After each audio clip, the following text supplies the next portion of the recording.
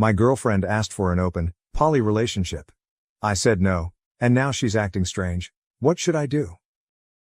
My girlfriend, 28, and I, 26, have been in a relationship for 3 years and a few months now, but not long ago she started sliding in hints before telling me that she wants to try an open or poly relationship. She asked about this before at the start of our relationship, and I thought that I made it clear that I was monogamous and not interested in that. Now she's asking again and saying how we could both even share a girlfriend, or we could be open and hook up with whomever. I told her no and asked her why she was pushing this again. She said that it could be a way to spice up our sex life, and I said something like, okay, well, I'm not into that, you know that. So no go. She got agitated and said to just try it, which pissed me off, and again said no. This conversation happened a little over 2 weeks ago and she still seems to be pissed off about it, not really talking to me and sleeping in the guest room. I've tried to get her to talk to me about it, but she just brushes me off and says that it's not important anymore. I've been venting to friends about it, and a few of my friends brought up that maybe she's already cheated or is cheating and is trying to cover it up, or maybe she has someone in mind that she wants to bang. I doubted it at first, but now I wonder because she has been a little more distant and just overall off, even before the whole open relationship talk. We haven't been having sex as often as we used to, but I chalk that up to it being because of my hectic work schedule. I'm not sure what to do. I'm afraid that if I start digging that I won't like what I find. Edit. I'm going to either snoop on her phone or confront her about it. I love her, but I also don't want to be played with. If she's hiding something, I will find out. From the comments. Comment 1. If you're afraid to dig because you don't like what you'll find, well, that's understandable. I would be too, but it's no good way to live. OP replies, true. I've been debating if I could sneak her phone really quick. Comment 2. She's either already having sex with someone else or has someone she wants to. Did you know she was bi before you started dating? OP replies, I'm bi and she's lesbian, or as much as I know. She said that she dated a boy in middle and high school but started dating girls in late high school, if my memory serves me right. Update, it's super late but I'm numb, sobering up and just can't fucking sleep. This fucking sucks, but I need to get this off my chest and out my head. So a few days ago I posted about how my GF of 3 years asked me for an open relationship or to try a poly relationship. I actually got to sit her down to talk the next day after posting about it and asked her why she brought it up again. She asked in the past, in the beginning of our relationship, after dating for so long. She repeated that she just wanted to spice up our love life, and I asked her, how would that spice things up though? The only one who's gonna find it sexy is you because you know that I'm not into that. She said something about how I should be open-minded about it because so many people wish they had a partner like her that would be okay with them screwing other people. I said yeah, if they were into that then I'd get that. After a little more back and forth and talking in circles I just said, listen, if you want to screw someone else then just say that. However, we'll be over. I love you, but if you want this then you should go be with someone that would give you what you want, cause I can't. I thought that she'd be a little remorseful or apologize or anything but what she told me.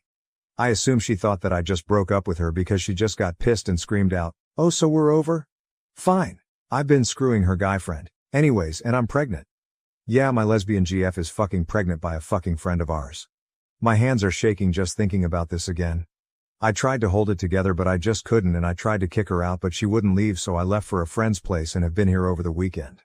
My now ex kept calling me but I only answered and told her to get her shit together and move out and go live with the douchebag, who I deleted and blocked because I would lose my shit on him at that time, then turned off my phone.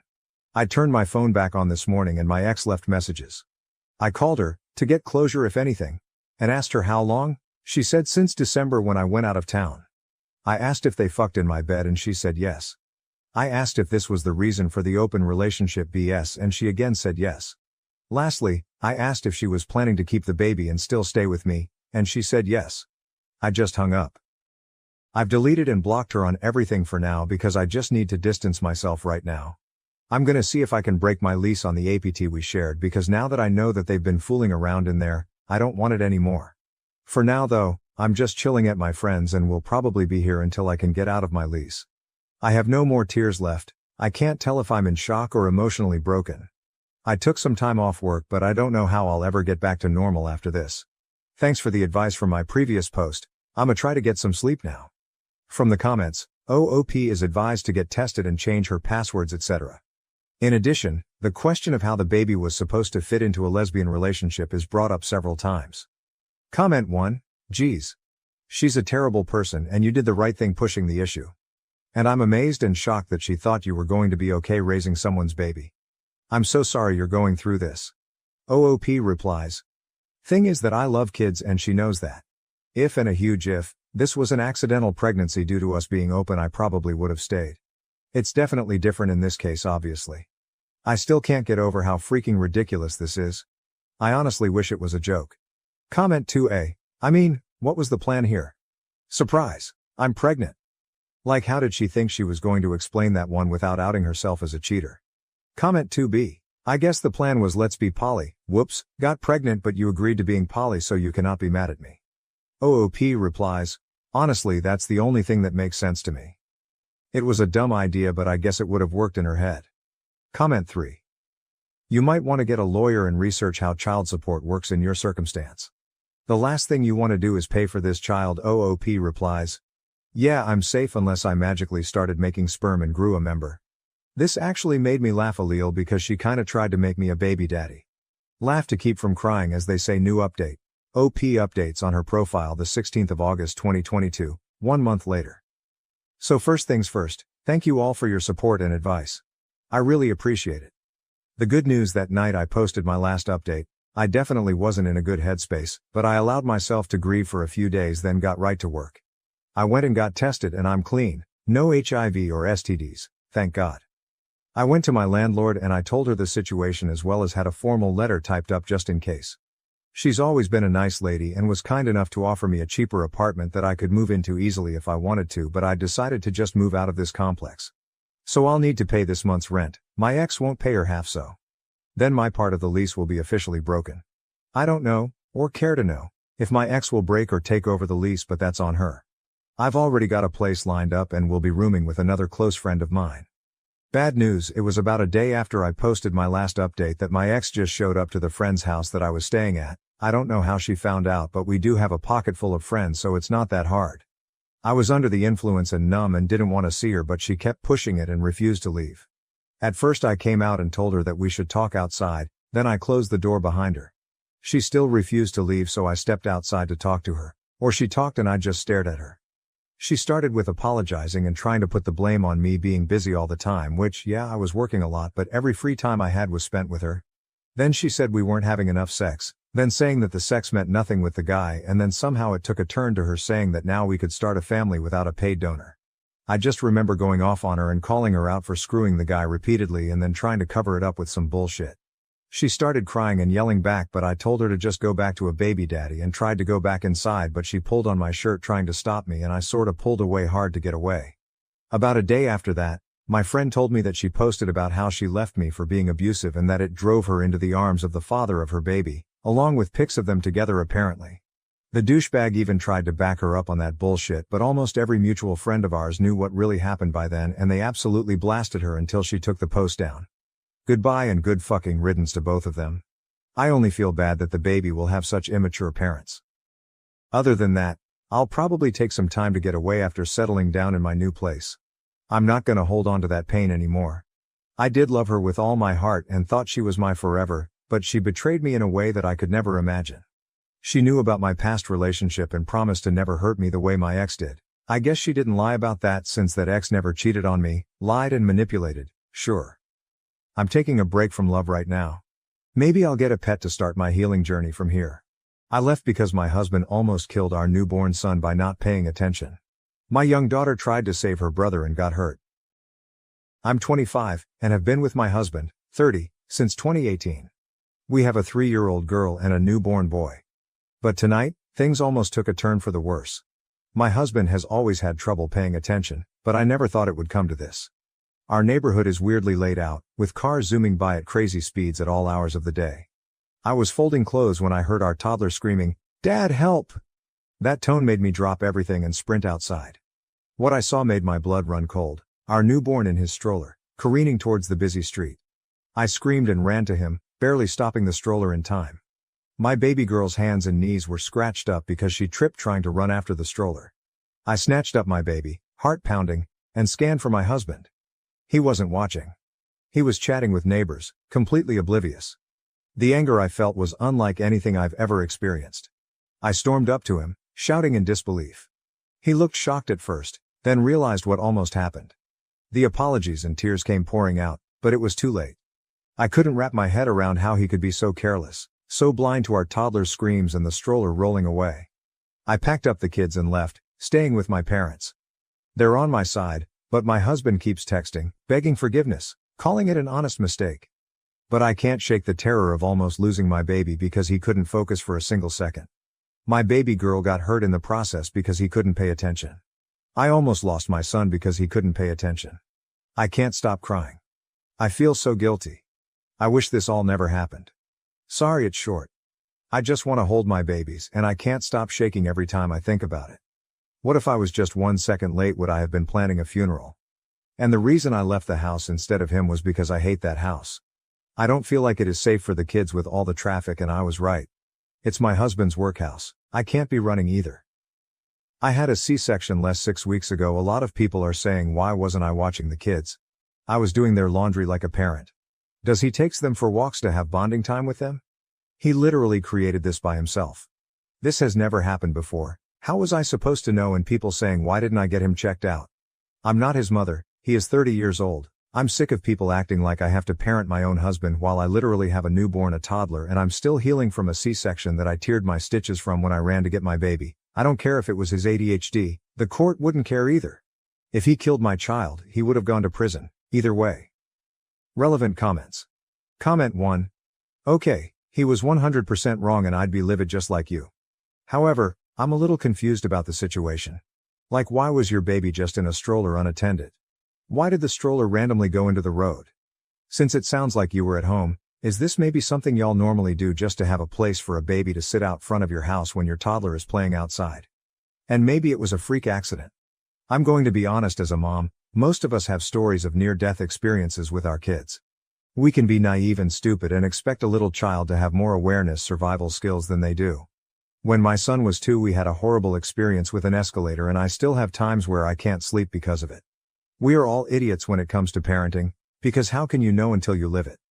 And seriously, like, every parent has one of these moments, unless you're one of those insanely lucky ones. I still really don't understand the whole scenario of what happened, but to me it seems he really has remorse and feels terrible. And once you go through something like that, you never forget it. So if he cares and loves your kids, he's devastated and has learned a hard lesson. I don't know that your response was the best, but get why you did it in the moment. But I think you guys have a serious talk and maybe look into moving if possible. I wouldn't go straight to divorce like Reddit loves to preach. I think there is a solution here. And so sorry you're dealing with this, it's literally the worst feeling in the world. OP. Hi love, let me just clear it up for you. So I was sitting inside in the lounge room and there's a huge window behind the TV that was a little open so I could hear outside. That's when I heard my toddler scream for her dad to help. When I was outside, he was standing on the neighbor's driveway. I assume that he must have had left the baby literally on the road because there was no possible way that it would have rolled off like that, and my toddler was playing with the neighbor's cat before she noticed her brother was rolling away when I confronted him about it. He tried to explain but he just kept stuttering. I still don't know what exactly happened. I don't know if he didn't put the brakes on the stroller. If the wind blew him away, I just don't know. My neighbor contacted me and asked if I wanted the security footage because his wife is 100% on my side, so I'll probably find out once it gets sent to me. Comment 2. I want to acknowledge that this is a horrific situation, but saying I don't care if it was his ADHD isn't going to fix anything, and will probably only make things worse. Talking and thinking about it like he intentionally tried to kill your child isn't either. With ADHD, you actually do not register things like this at all sometimes. Life expectancy for those of us with ADHD is actually significantly lower because many of us end up, often accidentally, killing ourselves. It is not the same thing as carelessness, but learning about ADHD a little deeper can help you guys be safer. Understanding how my ADHD works and using different than standard precautions, like my brain needs, has actually most likely saved my life. Lie out what you want from him. That's probably because he gets his ADHD better under control, whether that be through prescription medication or more homeopathic method, that you get a different place if possible, that he does not take your kids out in your front yard without you, etc. Also, neither he or the neighbor noticed, but you heard your kid from inside? Something seems off here. Were your neighbors just watching the stroller roll towards the street? Was your husband on the other side of your house where he couldn't see the stroller? Were you already walking outside as this unfolded? I'm trying to understand better what was going on here and why your husband or the neighbor did not notice, but you did from inside. People with ADHD tend to be incredibly good and quick to act in emergency situations, so this is especially weird. I'm absolutely not accusing you of leaving anything out or anything, but asking you to think about what your husband and the neighbor were doing that neither noticed. That smells fishy. This is a horrible situation. I lost a pet due to the inattentiveness of ADHD, but I can't imagine losing or even nearly losing a child. OP, that's why I'm waiting for the footage. It doesn't make sense how this all happened. I don't know how to explain my house. There's a huge window in the lounge room, it was open a little too, I can listen out, the neighbor's house is 2 houses away. We are at the end of the street near the main road that when you first walk into my house on your left there is the lounge on the right. The kitchen, when I got up I couldn't run that fast because I'm still healing. Sorry if this doesn't make sense. When I ran outside the neighbor's wife was running for the stroller but was still far away and the neighbor was helping my little girl off the road, that's all I seen. I'm just waiting for a response from them. My husband was just standing there, hands on his head, doing nothing. Comment 3, I fucking screamed when I read what happened. Are you okay? Like, did you get any more damage to yourself? You literally just had a baby. What the fuck was your husband doing? Like, being outside with small children, especially on a busy street, should be treated like watching babies swim because anything can happen in an instant. I hope you're okay. And also, DDK, but do you all have cameras in your house? I wonder how long your husband was talking to the neighbor. OP, I tore my stitches from the C-section and had to go to the ER while I was there. I made sure my baby girl got her knees and hands bandaged up. The crazy thing is, I didn't even realize I was bleeding until I was in my parents' car. My mom pointed it out. She panicked and took the baby boy back to their house, and my dad took me and my daughter to the hospital. Update 1. The neighbor's wife sent me the footage, and I really can't just wrap my head around it. So my husband was walking with the stroller and my toddler was in front of them when they passed the neighbor's house. My neighbor was outside, washing his car, and my toddler saw his pet cat and stopped to pet it. So my husband stopped. Left my baby on the road. He didn't even bother locking the wheels and walked all the way up the driveway, not even bothering looking back at the baby. He had his back faced to him for about 5 minutes before the stroller just suddenly started moving. I think it's because the road is on a hill kinda, or it could have been the wind. My toddler never went near the stroller. It couldn't be her. The stroller went down the road and my toddler. That's when she started screaming and running for it when she saw it. The neighbor started running after my daughter when she tripped. He tried to pick her up. That's when the neighbor's wife's car comes into frame and she stops and starts running back to the way the stroller is coming after that. You can't really see anything because it's all out of frame, but you can hear all the commotion. My husband just stood there the whole time, hand on his head with a blank stare on his face. He didn't even do anything when our toddler was crying from hurting herself. He only started crying when I confronted him. What should I do? I genuinely do not know what to do. I'm panicking. This was never the life I wanted for my kids. I don't understand why he was standing there. I have not even gotten a text or a call from him since I got sent the video. It's just been silent. I just can't get the sound of my daughter's screams. That's the sound that no mother wants to hear. I can't explain at the moment, but it felt like my blood went cold. And I just felt pure fear. I never want to watch the footage again. Update 2. Hey everyone, I posted here a while back about my husband nearly killing our newborn son. I wanted to give a quick update on the situation. After reading through the comments, I decided to go back to my husband. Many of you pointed out that if I left him, we'd end up with 50-50th custody of our kids, which I couldn't bear. So I made the difficult choice to stay, even though my love for him has faded.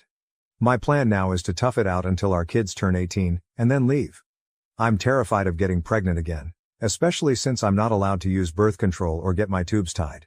My parents, who could offer support, are moving away, leaving me feeling trapped. Despite everything, my husband tries hard to make things right.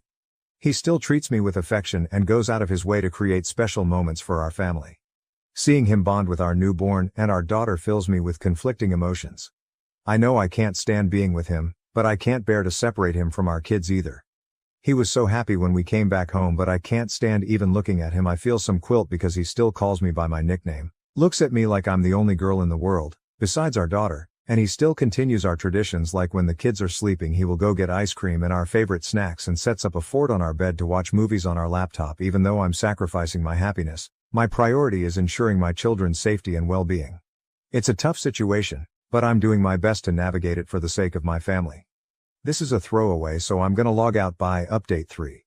As you can see from my previous post, I did go back to him and it was quite literally the biggest mistake I've ever made, but I felt like I really had no choice. No money, family moved out of state, a lot has happened the past couple of months, so it turns out my husband started taking meds for his ADHD a couple of weeks before I was due to give birth to our son. He took my kids on a walk to cover up the fact that he was also on meth. He took my kids to meet his dealer apparently every time they went for a walk. Looking back at the footage now, it makes so much sense because of the way he was talking to the neighbor before everything happened. He was kind of leaning to the side. I talked to my neighbor, and I asked him if he knew that my husband was on drugs. He said he didn't, but he noticed that my husband looked a bit off recently. His wife works at a rehab clinic after a fight where I had to flee with the kids to the neighbor's house. She pointed out that the way he was acting was the way that people acted with drug withdrawal. My neighbor and his wife ended up helping me book a flight to my parents. I'm currently with them right now, and I have spoken to a lawyer that my parents are going to help me pay for. I thank all the people from my original post that told me to keep the footage because it is going to come in handy. My husband keeps sending me videos of him shooting up and doing other substances. He keeps saying that they are going to fix him. He sent me a video of him standing in our kids' room. And he was just screaming at me, saying that it helped him cope with his addiction. He took a knife and stabbed both of our kids' mattresses. I am not going back. He even cut up the side of my bed. There's a comment from my previous post that has been sitting in the back of my mind and has been bugging me. I think you know which one it was. It was by relevant comment, saying I don't care if it was his ADHD, isn't going to fix anything, and will probably only make things worse. Talking and thinking about it like he intentionally tried to kill your child isn't either. With ADHD you actually do not register things like this at all sometimes. Life expectancy for those of us with ADHD is actually significantly lower because many of us end up, often accidentally, killing ourselves. It is not the same thing as carelessness, but learning about ADHD a little deeper can help you guys be safer. Understanding how my ADHD works and using different than standard precautions, like my brain needs, has actually most likely saved my life. Lie out what you want from him? That's probably because he gets his ADHD better under control, whether that be through prescription medication or more homeopathic methods, that you get a different place if possible, that he does not take your kids out in your front yard without you, etc. Also, neither he or the neighbor noticed, but you heard your kid from inside. Something seems off here. Were your neighbors just watching the stroller roll towards the street? Was your husband on the other side of your house where he couldn't see the stroller? Were you already walking outside as this unfolded? I'm trying to understand better what was going on here and why your husband or the neighbor did not notice, but you did from inside. People with ADHD tend to be incredibly good and quick to act in emergency situations, so this is especially weird. I'm absolutely not accusing you of leaving anything out or anything, but asking you to think about what your husband and the neighbor were doing that neither noticed. That smells fishy. This is a horrible situation. I lost a pet due to the inattentiveness of ADHD, but I can't imagine even nearly losing a child. WTF, it baffles me that you can even compare losing an animal to losing a child. You made people with ADHD sound completely unreliable for themselves and that they can't do anything. You made them sound very helpless, and saying that the life expectancy thing was completely uncalled for as well. I bet many people with ADHD reading that completely disagreed with you, judging from all the comments and YouTube videos I've seen on my post. I don't know if you're projecting that you lost a pet from your inattentiveness of ADHD. If you were letting things die in your care, you need to get stronger help. And no, I was not going to lay out what I want from him. He's the one that started mixing his meds and was high off his mind every time they went out for a walk. And no, I'm not ableist. I was in a very vulnerable state. When I first posted my original post, all I was doing was looking for help and advice, but all I got was, where was you? What were you doing? Why weren't you with the kids? Why didn't you get your husband checked out? I was healing from a fucking C-section. Get that through your heads. I genuinely hope that everybody that said something horrible about me and my original post has to get cut open and then 4 days later is forced to run down the street. I gave him another chance like you all said in my original post. You saw what happened. Stop using ADHD as an excuse. I genuinely believe that if he had killed my child, you would have defended him. And no, I did not know he was on drugs. And all the people that reached out to me, I'm going to be forever grateful for all of the parents with ADHD that didn't make me feel like it was all my fault, and all the stories that you guys have shared with me made me feel so seen because I know exactly how it feels. I hope everybody is doing well. Everybody that was defending me. I wish I could give you a big hug. I genuinely wish I could send gift baskets. I would thank you all from the bottom of my heart, and I am so sorry about that comment that person made.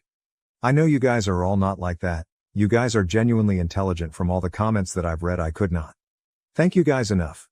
And one person that sent me that horrible message, I genuinely hope I run into you one day so I can beat your ass until you see stars and say anything about my daughter or my son one more time, and I will literally track you down. I fell in love with a married man while engaged to my fiancé of 6 years. Now I regret it and am trying to reconnect with my fiancé.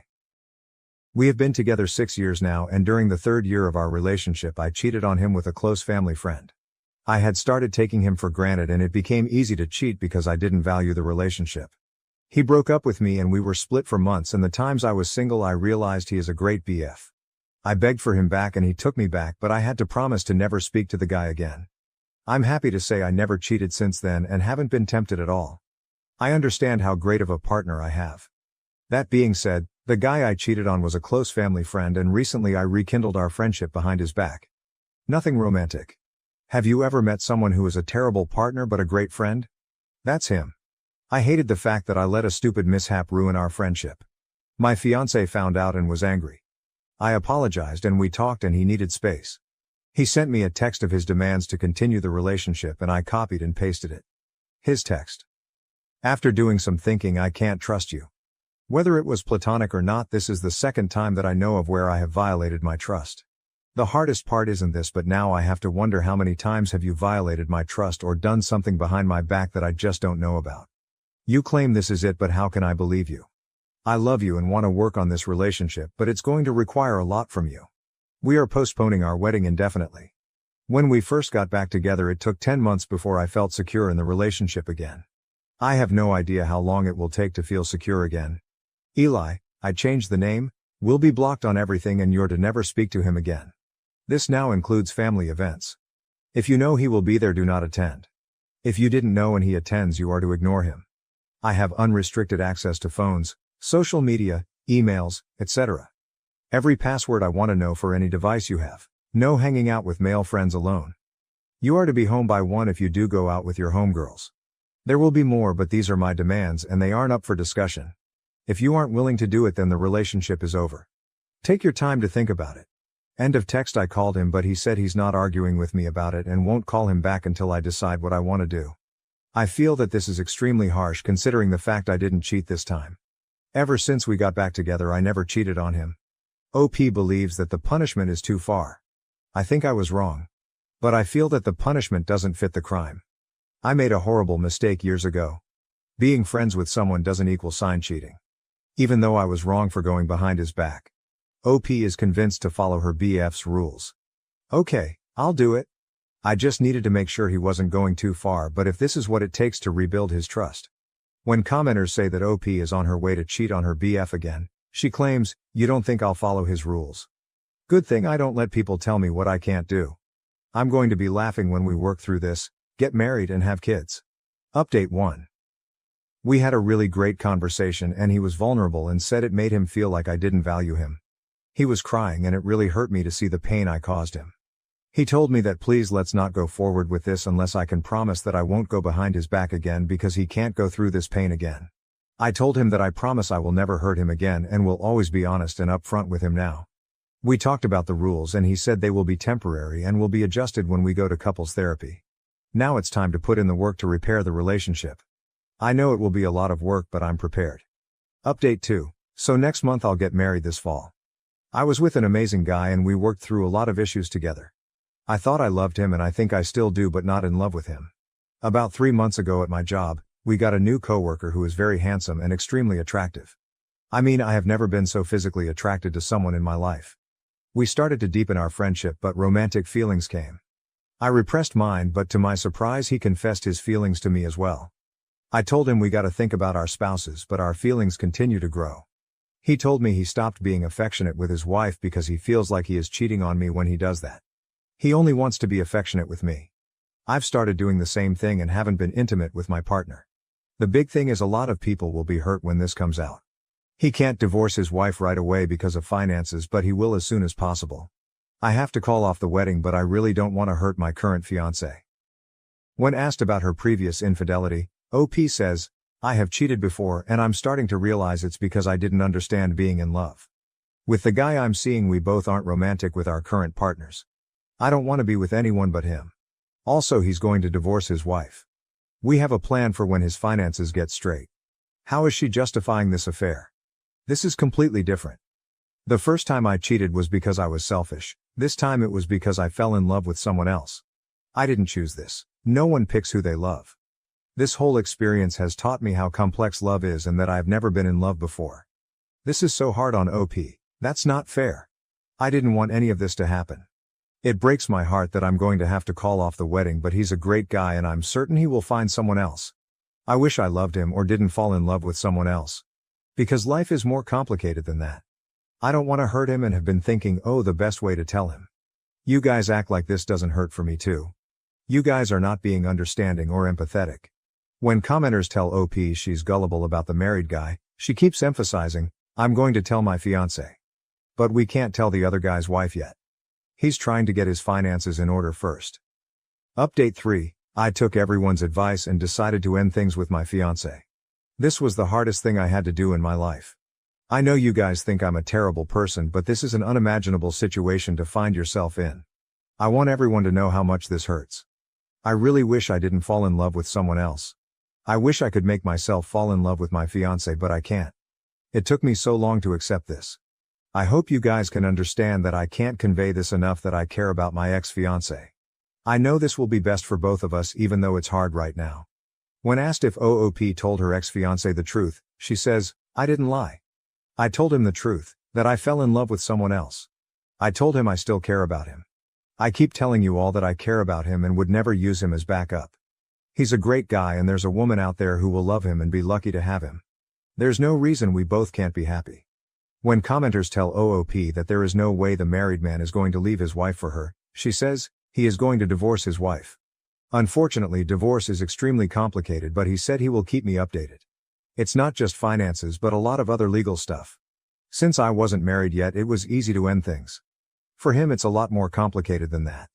When commenters continue to call OOP gullible, she says, no, I was very clear in our conversation today that I want this figured out by the end of the year. That's plenty of time for him to figure out finances and legal stuff. That way by 2025 we can just focus on each other. Update 4. I realize I treated my fiancé horrible and received my karma. My coworker and his wife are getting a divorce because she found out he was cheating with multiple women. Plural, he's a disgusting animal. He lied to me and others pretending that we were the only ones. I ended things with him. I'm glad he's been exposed. Now, regarding my ex-fiancé, I've taken the time to reflect and realize he's actually my true love. I hate that I hurt him. I reached out again to him but he said he will always love me, but he's done with me.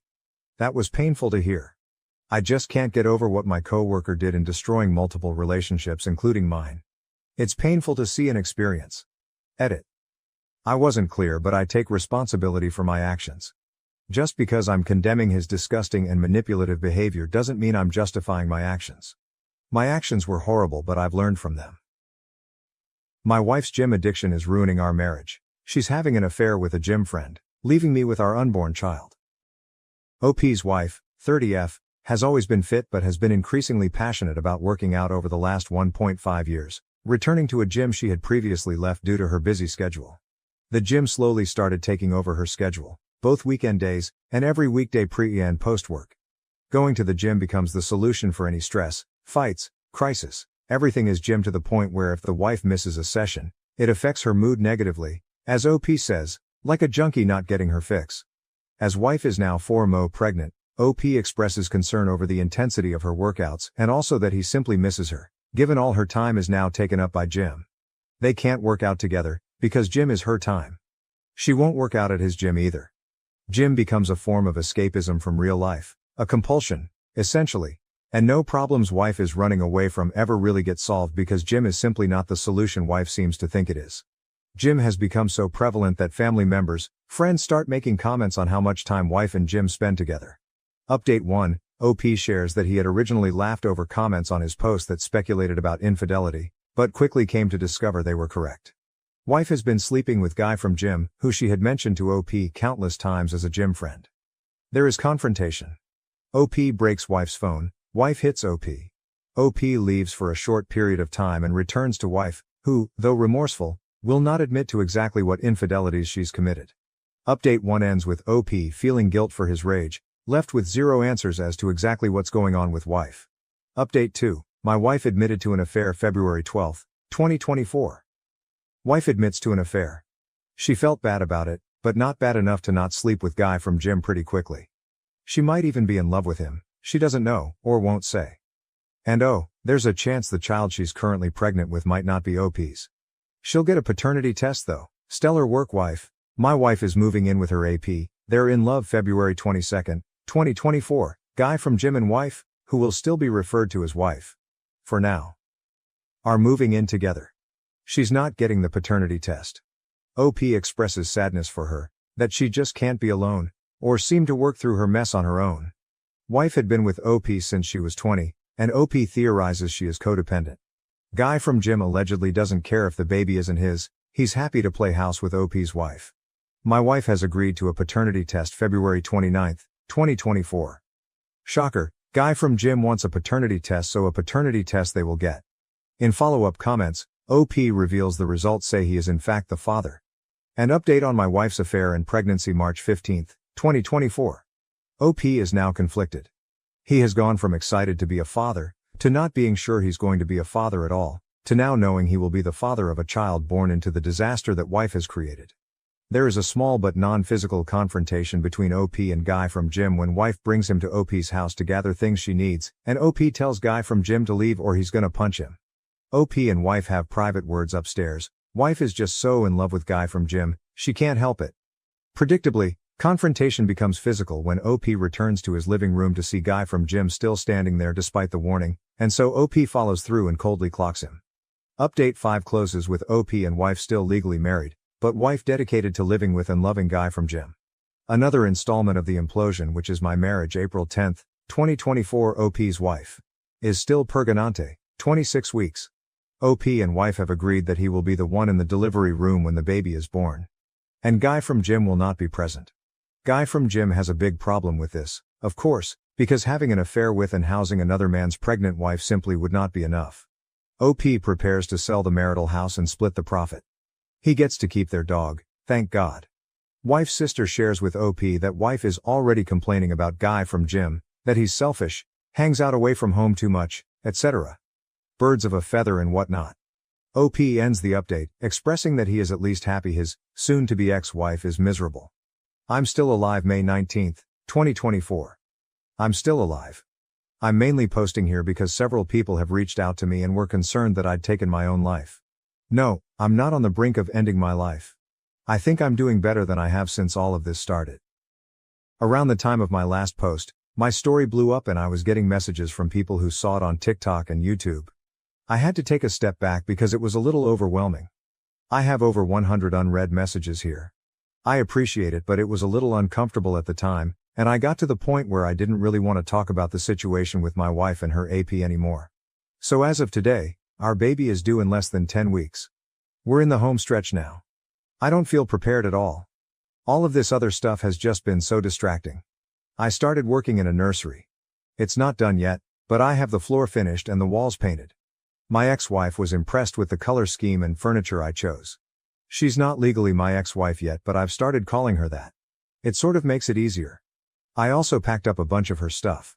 Originally I refused to spend my time packing up her things, but eventually just said screw it and started packing it. I'm at the point where it'll just be easier to not see all of her stuff around here. Why did I leave it for so long? She came over to get some of the boxes I packed up. She came alone. Things were fine between us. I loaded the stuff into her car. We didn't argue. At one point she started to tear up and said she fucked up. I said yeah she did, but there's no point talking about it now. She shit all over our marriage. She has her muscle-bound asshole to go home to now anyway, so who cares? She said I know, but it's not the same. I told her nothing has been the same since she decided to fuck him the first time. Supposedly he's going to let me be in the delivery room when my baby is born. I didn't even argue it when she said it like that, but inside I was boiling at the idea of him letting me be there for the birth of my child. She says she talked to him and he agreed it wouldn't really be right to not allow me to be there. I'm going to take what I can get if it means being there for the birth of my child. I'm going to try to just ignore him for the time being. She was acting all sweet and laying on all of the I really want you there, I really need you there stuff, and I know mentally I'm not in a place to be that cold to her when she starts acting that way. I'm trying to be indifferent more than anything else, but it's so hard when she's actually around and starts looking at me a certain way and making me feel bad. She invited me over to see the nursery they have set up at his house. I'm not sure I can bring myself to go into another man's house and look at the nursery set up for my kid. I did ask her if she was truly safe there though. I don't know why, it's just been bothering me. As pissed as I still am, I don't want to find out he's mistreating her, and I definitely don't want my kid to be going into an unsafe household. I haven't told her about anything her sister has told me. They probably won't last, but as of right now there's a very good chance my newborn baby will be going home to his house. It kills me to think about. It's almost soul-destroying to think about if I dwell on it too long. She says she's fine. He genuinely loves her. He's great with kids. He accepts that she's having a baby and that this is part of the package. She insists it's not weird because she wasn't pregnant when anything started between them. I asked her why she did it. Why did she ever let anything start between them in the first place? She said, I don't know. Then went into I don't want to talk about this mode and left pretty soon after. Typical behavior from her. Just run away. Overall, I'm doing okay. I'm not sitting here depressed and drinking a bottle of scotch every night anymore. I mean on occasion, but for the most part no. I feel more used to my new normal now, and that'll all change yet again pretty soon. Additional info: there's a draft of a custody plan now, but the court won't approve anything until after the baby is born. Right now she's in agreement, but there's plenty of time for her to change her mind, or for him to convince her to change her mind. She plans to breastfeed, but with agreement that she'll pump and the baby can drink from a bottle when not with mom. Everything I've read says a baby ideally needs to spend time with each parent frequently, without gaps that are too long in between, and it's best if each parent is feeding, changing, bathing, etc., during their time. At this time she's in agreement with all of this. I can say that she's not said or done anything to indicate she wants to restrict my time with the baby, other than the whole delivery room thing. She seems to want me to be involved in that respect. I hope she sticks to her word. If not, I will be fighting it through legal means. I'm a dad. July 2nd, 2024. I have a baby. A little girl. I'm a dad. She was born yesterday at 11:57 p.m., 2 weeks early. As he's done before, she was having some pains off and on and he left for work yesterday morning. She works from home on Mondays. She told me around 8:30 a.m. she was having contractions 17 minutes apart. The same thing happened not long ago, but then by evening all the pains stopped. I was at work, so I told her to keep me posted. A little later she said they were 15 minutes apart and she had some other signs it might be actual labor starting. I asked her if she needed somebody there with her. She said wanted me to come be with her. I didn't even mean to volunteer myself. She was scared. I didn't even ask why she didn't call him. I left work and went over to his house. Uncomfortable doesn't begin to describe it, but there were obviously more important things going on. He wasn't there. She didn't even contact him. She said she just wanted it to be me and her there. In her words, he hadn't seen her pee or shit herself yet, but I've witnessed all of that stuff already, so she was more comfortable with me there. I really tried to be as nice and supportive as possible. Set the whole thing about her affair, our marriage, everything to the side for a brief time. I don't really know what my purpose was being there, but I think she just needed somebody there so she didn't feel alone. She spent most of the time stretching and doing some sort of yoga labor routine and bouncing on this huge exercise ball. I twiddled my thumbs for the most part and looked through a bunch of his belongings. I was timing the contractions and they were consistent and slowly did get closer together, so I thought it was probably actually going to happen. It wasn't nearly far enough along to go to the hospital yet, and it was getting close to when he'd get home. I was planning how I'd handle that when she called me into the bathroom to ask her if I thought her water broke. It wasn't like in the movies with this huge gush of water. So he got home and I was there. He came into the house and the first thing he asked is, "What are you doing here?" I think he thought something else was going on. "No, you just left and went to work and left her alone when she was scared." He said he was home and he'd be with her until it was time to go to the hospital. He put his hand on my shoulder and said something like, "Thanks, bud, I got it from here and we'll call you when we're on the way to the hospital." He called me bud. I told him I wasn't his fucking buddy and to fuck off. I could tell she wanted me to leave. I'm not sure she really wanted me to leave so much as she was in labor and the tension between the two of us wasn't what she needed, and I knew that. It was his house, so what was I supposed to do? I left and prayed they'd actually call me instead of letting me know the next day that my kid had been born. She texted me a few hours later to say the doctor told her to go to the hospital. At that point I still didn't know if I was going to be waiting outside or what he'd decide was best for his apparent wife and child. I was allowed to be in the room. I didn't force my way in there. She said she wanted me to be there. He was there too. By far the single most awkward experience of my life, and the only reason I was able to excuse it was because she told me she wanted me there and I didn't want to miss the chance to be there when my kid was born and to hold my kid before he did. I can't imagine what the doctors and nurses were thinking. Fucking humiliating. Then the guy tried to police what I could see. I put the baby in there. He's fucking watching and it's like this is still my wife and that's my baby. I chose to stay dignified and I ignored him the entire time. I was there to do whatever she told me to do and my focus wasn't on him, but in any other setting I don't think I would have been able to hold back. The baby came flying out. I mean, as far as labor goes. These are the nurses' words and I trust labor and delivery nurses to know what they're talking about. She tore very bad because the baby came out so fast. The baby is so tiny, barely 6 pounds and only 18 inches, but perfectly healthy. I went home for a short rest, although I really couldn't rest at all. I went back today and of course he was there. Surprisingly, he said he was going to give us some time alone with the baby. Not sure if she had previously asked him to do that when I showed up or not, didn't ask. He even brought us all food back when he returned a few hours later. I wondered if mine might be poisoned, but I tried to be nice. He's still not gone, so I'm wondering how long he'll be around. I just can't let myself do anything that will make her try to keep me away from my daughter now. I don't want them making it difficult for me. I'd prefer not to share her name publicly, but I can confirm it's the name we chose for a daughter years ago. He had no say and he hasn't said anything about the name at all. It kills me to see him holding her though. I eventually left because it was just too much sitting there pretending to be like some bizarre company. I'll know I will get my time with her when he's not around. He's already posting them on his social media. I don't know how I'm going to do this, but I'm going to figure it out. I just have to find a way to be the bigger person because I won't let him or their relationship discourage me from being my daughter's dad. I totally get doing anything for your kids now, and if it means having to pretend to get along with him, I will. Additional comments from OOP. It's not about picking me. I just have a hard time not caring about her anymore. The fact that she was carrying my child made it a lot more difficult. Otherwise, I could have and would have cut all ties with her. I don't know, I still feel the need to protect her or help her. Hopefully it'll get easier now that she and the baby are two separate people. Honestly, I'm considering doing something pretty stupid. She's getting discharged from the hospital early tomorrow morning. I don't want them to go home with him, so I'm thinking about asking her to come home to our house instead.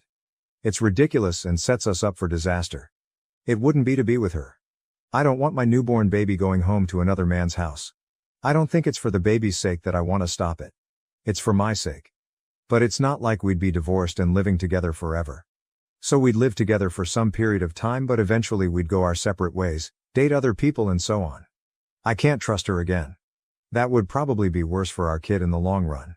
At least by being in two separate homes in the first place, this will just be the norm for her and she won't have to go through that heartache of being one family splitting into two. I just don't know how I'm going to be able to handle seeing my child going home from the hospital to his house. I'm honestly scared to be present when they're discharged because I'm not sure I can control myself. I caved and I asked her to come home with me when they was discharged from the hospital. I framed it more like, if you don't want to go home with him, you don't have to. I let her know she could come home to our house if she wanted to. She said she can't. Why? Because he's done so much for her. He moved her into his house. They have a whole nursery set up. He loves her. I don't love her anymore after what she did, her words. But he loves her and accepts her even with the baby. She thinks she'll never find anyone who will love her and love our baby too, so she can't risk losing him. I tried to tell her she doesn't owe him anything. Just because he let her move in and there's a nursery there doesn't mean she's indebted to him, especially not when it comes to something this big. She said, I want to, but I just can't. I'm sorry. I left. I told her I couldn't sit there and watch the get into his car and go to his house. As a consolation, you can come over and see her tomorrow. Great. I know she did this. This is all her doing. But why am I the one feeling like I failed? This wouldn't have happened if I hadn't immediately shut her out. I basically just pushed her to him. OOP on the AP posting pictures of the baby online. Today I told him he can't post pictures of her online. He said he was just posting a few pictures to say how proud and happy he was of my wife. It wasn't weird. I said he can post her all he wants, but he can't post the baby. He didn't seem to be taking it seriously. So I told him I know he wishes he'd won this one, but he didn't. She's my kid, not his. If he's genuine about being all buddy-buddy and respecting me as the actual father, he'll respect my request. He said okay, he understood. We'll see. New updates. Life update July 24, 2024. Many people have asked for an update on my situation, but I've been pretty busy. There's the baby, plus a week of completely unrelated but never-ending annoying problems. Remember that book Alexander and the Terrible, Horrible, No Good, Very Bad Day? That's the week I've been having, but I'm not even going to get into it beyond saying I can't even stay at my own house right now due to a giant hole in the wall. I've been dealing with insurance and contractors all day, and they hit a water pipe. I'm still on paternity leave and continue to regularly spend time with my daughter. We have a set schedule for when my daughter comes to stay with me, so I've been spending less time over at his house. Sometimes my wife needs help during the day though, or just to be able to take a shower or a nap, so I will stop over to help her. Really, I just want to take advantage of any opportunity I can to spend time with her and bond with her. Plus, breastfeeding isn't working out very well. She's still not producing enough milk and I know she's upset about it, but it sort of makes things easier for me. At least she has help when the baby is with her, supposedly he helps, gets up at night, etc. I'm on my own, and I won't lie and say it's a walk in the park, but I think I'm getting the hang of it. The other day she called me and asked me to come over. She said she was on the verge of a mental breakdown. I've heard that line from her many times, when she cheated on me without my knowledge, and it was usually mostly related to her job. I got over there and she was saying she can't handle being a mom, she can't handle life, she can't function. She was crying. This time she couldn't run off the gym. She would if she could, but she's not really allowed to exercise yet. She won't talk to anyone, won't seek professional help. Some days she seems much better than others. She's just an easily overwhelmed person. Everything overwhelms her. Sometimes we have, dare I say, a good time together. The most she can really go as far as physical activity right now is walk. We took the baby in her longest walk yet and walked from his house to my house. Everything was fine in the walk. She was in a good mood. We were joking around. Then she turned really sad after being at my house, our former shared house, after a little while. She finally admitted that this isn't how it's supposed to be, raising our daughter between two homes. She said my home is our daughter's real home and she's only supposed to have one home. Then she started sobbing about not having a home anymore. My house isn't her home and her boyfriend Gumbura's house isn't her home and she's essentially homeless and doesn't belong anywhere. She admitted she fucked up really badly and she doesn't want to share custody or to only see her daughter half the time. She just wants to come home. But she loves him and she thinks he loves her and our daughter and she doesn't want to hurt him after he's done all this, for her. I said so what? What she wants for her kid should be more important than his feelings. If he can't get over the fact that the married, pregnant woman who he was sleeping with wants her kid to grow up in a single home with her actual father, he can fuck off. He can fuck off anyway. If she can't tell him and wants me to tell him, I will. She doesn't think she can tell him. I told her this is her biggest issue, communication and honesty. Just tell people the truth and stop being a pussy about ever telling anyone the truth about how you really feel. Thing is, I've been tolerating him lately. Don't like him, but tolerate him. I'm not hanging out with him. Ever. I know it sounds crazy coming from me, but I think he's genuinely in this. Still shouldn't have been fucking my wife. Doesn't absolve him of any of his involvement. He's back to being cloying nice to me. Suggesting we hang out, try to be friends. He's so fucking happy all the time. It's a little unsettling, but I think he's just one of those people and maybe that's what she likes about him.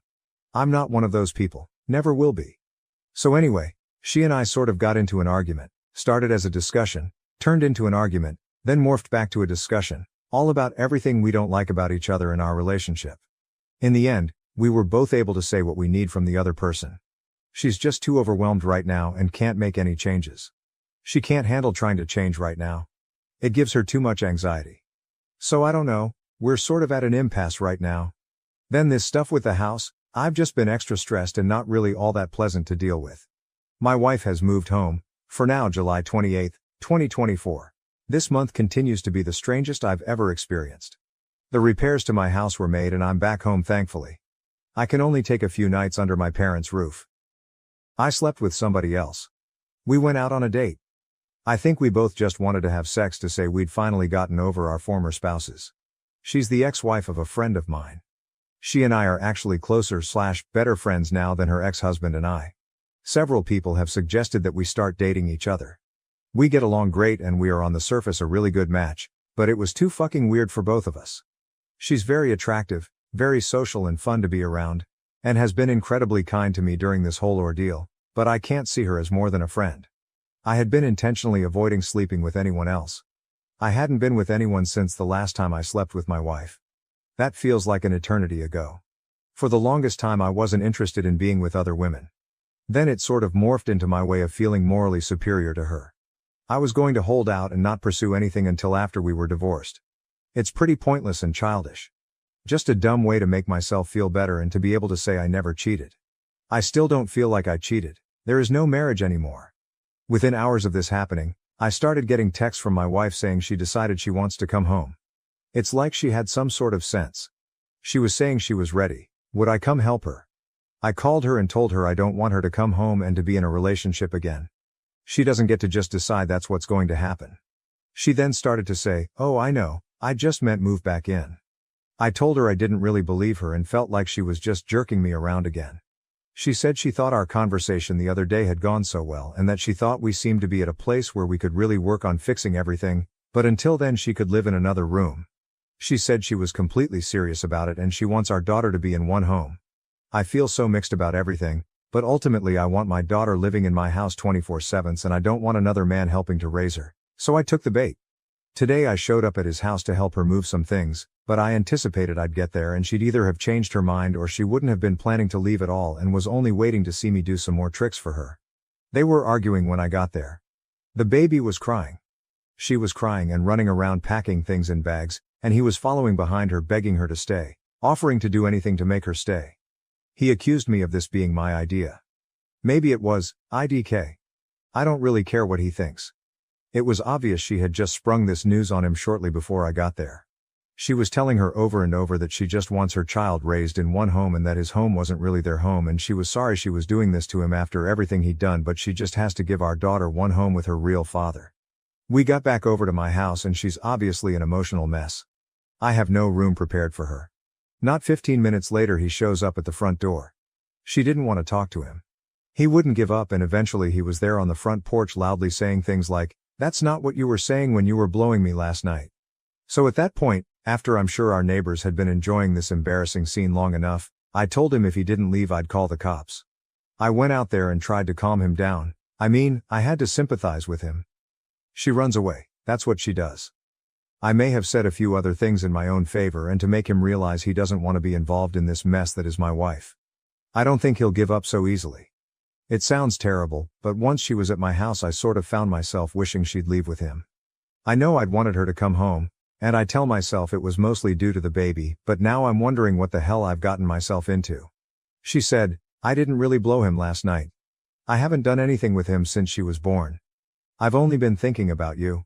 I told her, "Yeah, right. You expect me to believe it? Even if it's true, what on earth makes you think I'd ever believe anything that you say?" Then out of spite I told her I slept with somebody else. I know I only told her to hurt her, and I feel bad about it now. She immediately demanded to know who. I told her it wasn't her business. She claims it is her business because we're still married. Nope, I'm not sharing.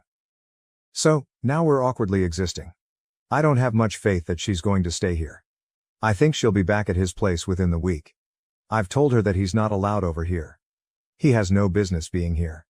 And if we're raising our daughter in the same house, together, then she can't just run off to his house to be with him whenever she feels like it. It won't work that way.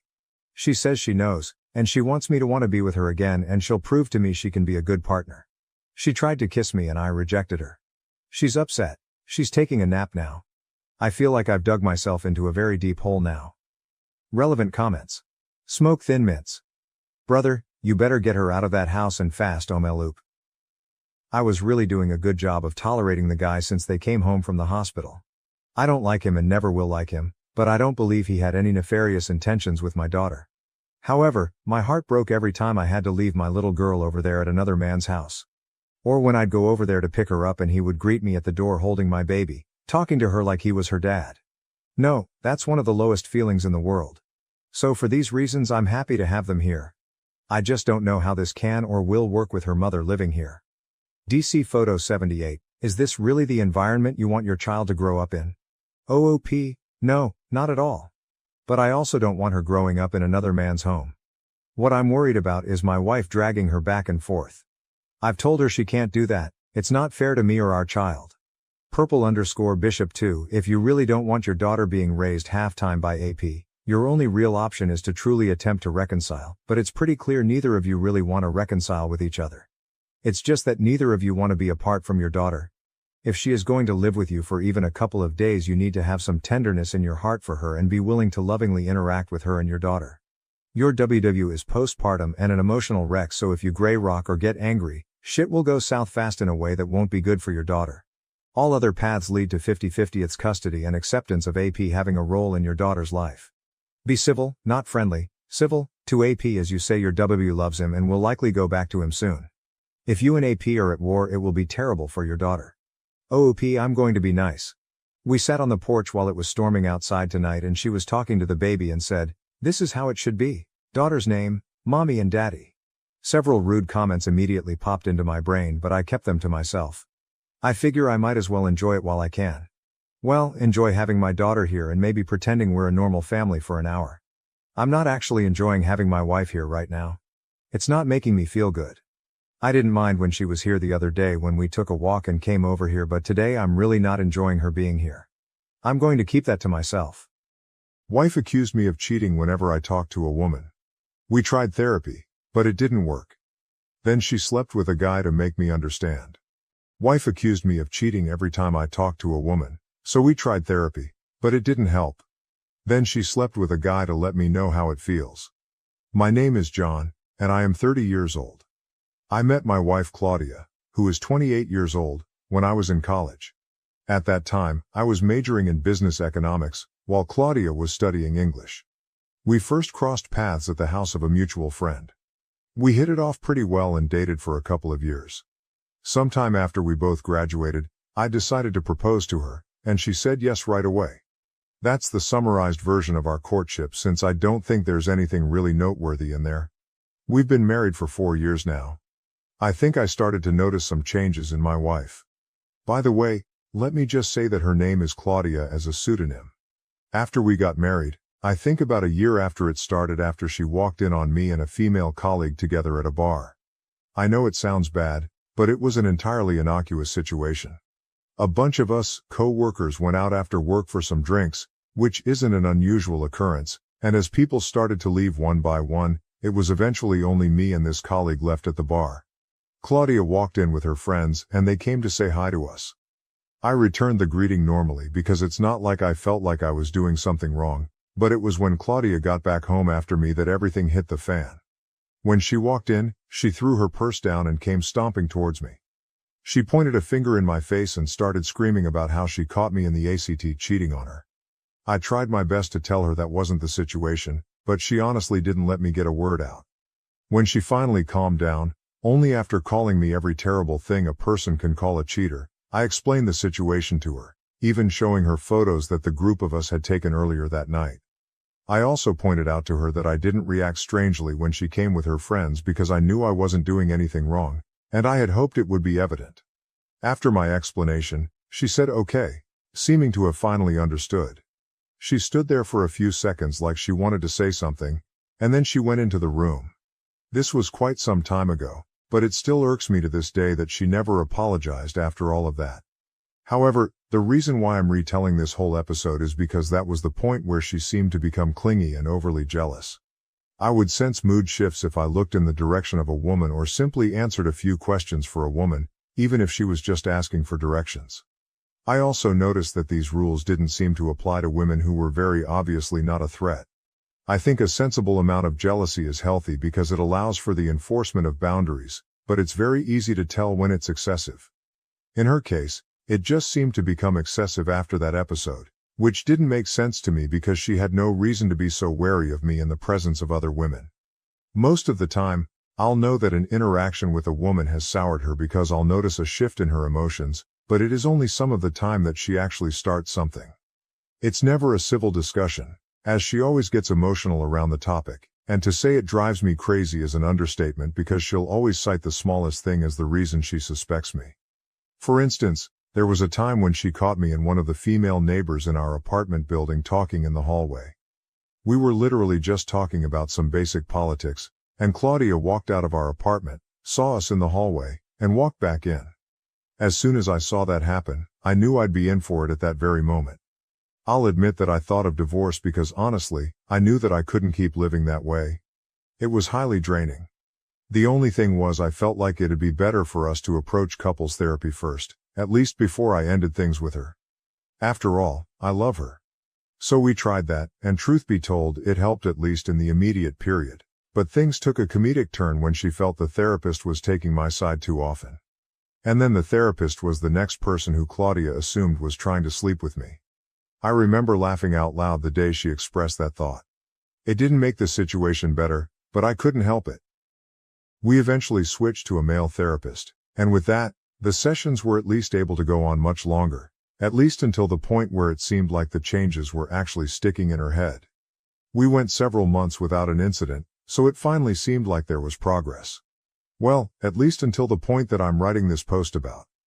The last several months have been normal, like how things were between us before the hyper-jealousy even became a thing.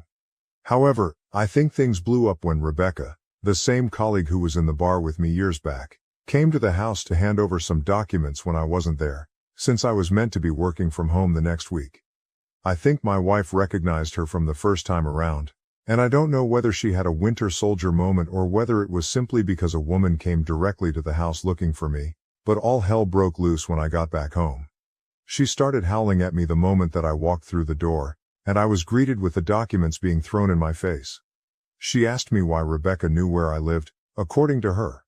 Before I could even answer, it was because I must have brought her there before to sleep with her.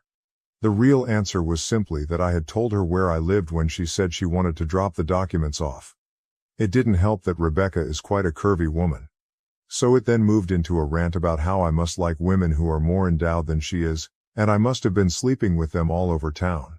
She even said she was going to get herself tested for STDs because she was entirely convinced that I had cheated on her numerous times. Once she was done raving, I walked into the house, took a few basic things that I would need, and I walked out. I honestly had nothing to say to her, especially not in that state. I also knew that no matter what I had to say, it probably wouldn't enter her head because when she's in that emotional state, the voice of reason doesn't get to her. I knew it'd be better for me to leave the house entirely, so I did that. I heard her shouting behind me, "Enjoy Rebecca's bed now." This happened very recently, and I've been sleeping in a hotel since then. The thing is, I am set on divorcing her because I really can't live several more decades of my life, best case scenario, dealing with a woman who thinks that I'm cheating with every other woman in existence. The problem is, I know that the therapy sessions help to some degree, and I'm fighting within myself, trying to figure out whether I should try and attend sessions with her again or whether I should just give up. I think this is the decision I need help with, so I'd love it if you could all give me your opinions and thoughts on the situation. Edit. I've noticed several comments suggesting that I've already done enough and that it's time to let go of our relationship. In many ways, I agree with this sentiment. I worry that, regardless of how many therapy sessions we go through, it might only take one small incident for her to revert to her extreme jealousy. This constant fear of triggering her insecurities is draining, and it's not fair to either of us. Living under such tight control is not sustainable, and I'm exhausted from constantly having to prove my fidelity. While I may not proceed with a divorce immediately, I am now more open to the idea than ever before. The thought of ending our marriage is heartbreaking, but it may be the only way for both of us to find peace. If this issue arises again, I think I'll be ready to end it for good. To be completely honest, living under such tight control is not sustainable, and I am exhausted. However, I also don't want to live with any regrets. Therefore, I plan to give her one last chance, but if it happens again, that will be the end for me. This last chance is not just for her, but also for me to be sure that I did everything I could to save our marriage. I'm not very hopeful though, so I'm slowly preparing myself for the possibility of being single again. The thought of starting over is daunting, but it's better than enduring a life filled with mistrust and constant accusations.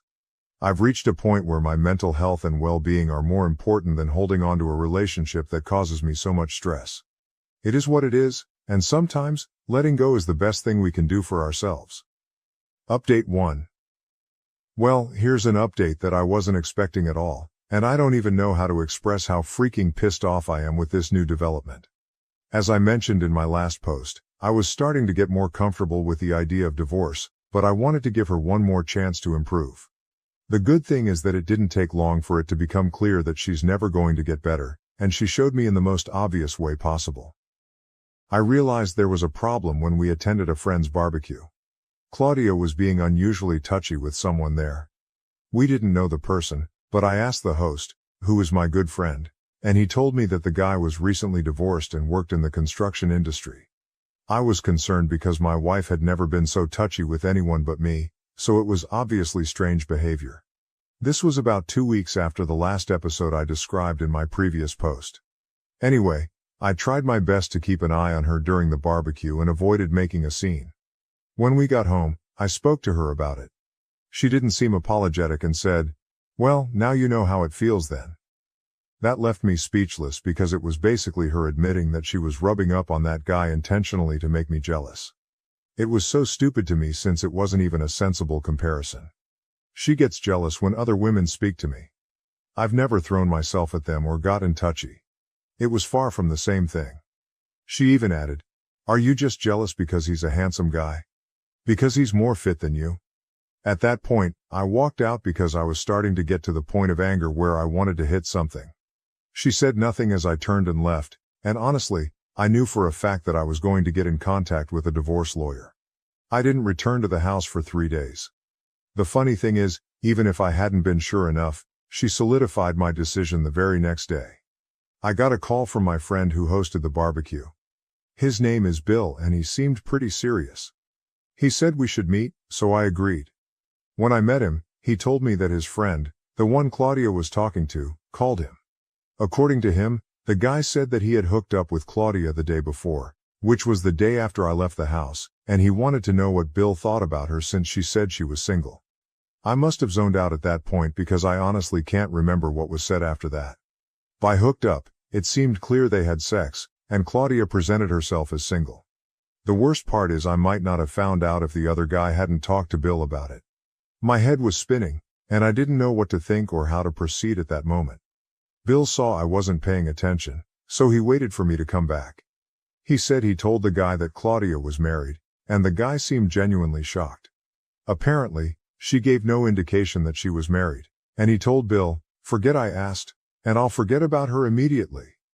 Bill finished telling me all of this, and I went home right away to confront her.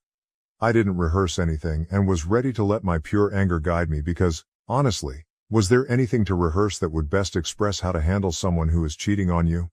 When I walked back into the house, I wouldn't say she was in a good mood, but she was more chatty than usual after something like that. She still had an obvious attitude because the first thing she said was, "Didn't expect to see you back already," with a stupid grin on her face. She was clearly trying to rile me up, and it worked because the first thing I said was, "Shut up." I've never been so curt, and she seemed taken aback. I then said, "You slept with a guy from the barbecue. Don't even think of denying it.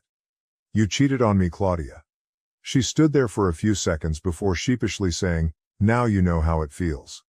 It came out almost in a whisper, so I know she must have realized how stupid it sounded. I'm not proud of it, but I threw one of our ceramic kitchen ornaments at her feet. I was pissed off by that stupid comment because I've never even come close to cheating on her, so for her to see this as retribution was crazy. I can't remember what I said after this, but I remember a lot of cursing, screaming and explaining. I told her she was crazy if she thought this made any sense. I told her she had never caught me even close to cheating, that she constantly overreacted to the slightest interactions I had with women, and that she was delusional to think I had ever shown signs of unfaithfulness. I pointed out that all the things that triggered her were always women's actions toward me, never mine toward them. Despite the many times she accused me of cheating, she never had definitive proof of a single one. It was all in her head, and I told her she needed help. I think that was the moment I expressed everything I'd ever wanted to scream at her. When I was done, she said nothing. She just stood there. I asked if she had anything to say, but she said nothing at all and just shook her head slightly. I told her to pack a few of her things and leave. Again, she stood there for a bit before walking to the bedroom. She came out about an hour later with her suitcase packed, and I haven't seen her since then. This time, I definitely don't need any help figuring out what to do next.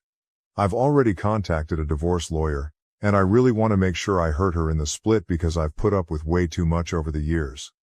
I'm so exhausted and annoyed that this is what it had to come to. I'll update you all once the divorce is finalized and I know where I stand. Update 2. I am incredibly happy to share this update and feel like a massive weight has been lifted off my shoulders. Honestly, I feel fantastic. In a previous post I described my extremely jealous wife who constantly accused me of cheating or being interested in other women. Her decision to intentionally make me jealous and then sleep with another man was the final straw. I quickly contacted a divorce lawyer, and it didn't take long for the papers to be prepared. I made sure she was served at her workplace. For context, she works at a publishing company, so I'm certain this created some office gossip. In fact, I know it did because she sent me an angry text that evening, accusing me of embarrassing her and being vindictive. Fast forward to the divorce proceedings, I realized I had messed up big time because I had no concrete evidence that she cheated on me. I didn't record my conversation with Bill or the confession from her affair partner. I tried to see if Bill could get the affair partner to admit it again, but that wasn't feasible. However, I managed to convince the court by explaining her jealousy, the couples therapy we attended, and recounting the entire story honestly. She attempted to spin the story in her favor from the start, but it was transparent. Thankfully, in the end, I received a very favorable outcome. I got to keep the house, which was fair since I lived there before she moved in. It was determined that there was no need for me to pay alimony, even though I earned more than her, because the difference wasn't significant enough and the judge didn't want to reward her behavior. Fortunately, we didn't have any children, which was a relief. I was glad to be free of any ties to her. I also think I got off easy because I agreed to let her take several pieces of furniture and appliances from the house. I did this mainly because I didn't want daily reminders of her around. So that's it, I'm finally free of her. While it's painful to realize that I spent so many years being falsely accused of cheating and then actually being cheated on, I'm relieved to be in a position where I know it won't happen again. Now, it's time to move on to the next chapter of my life. Am I the A for forcing my family to babysit for me?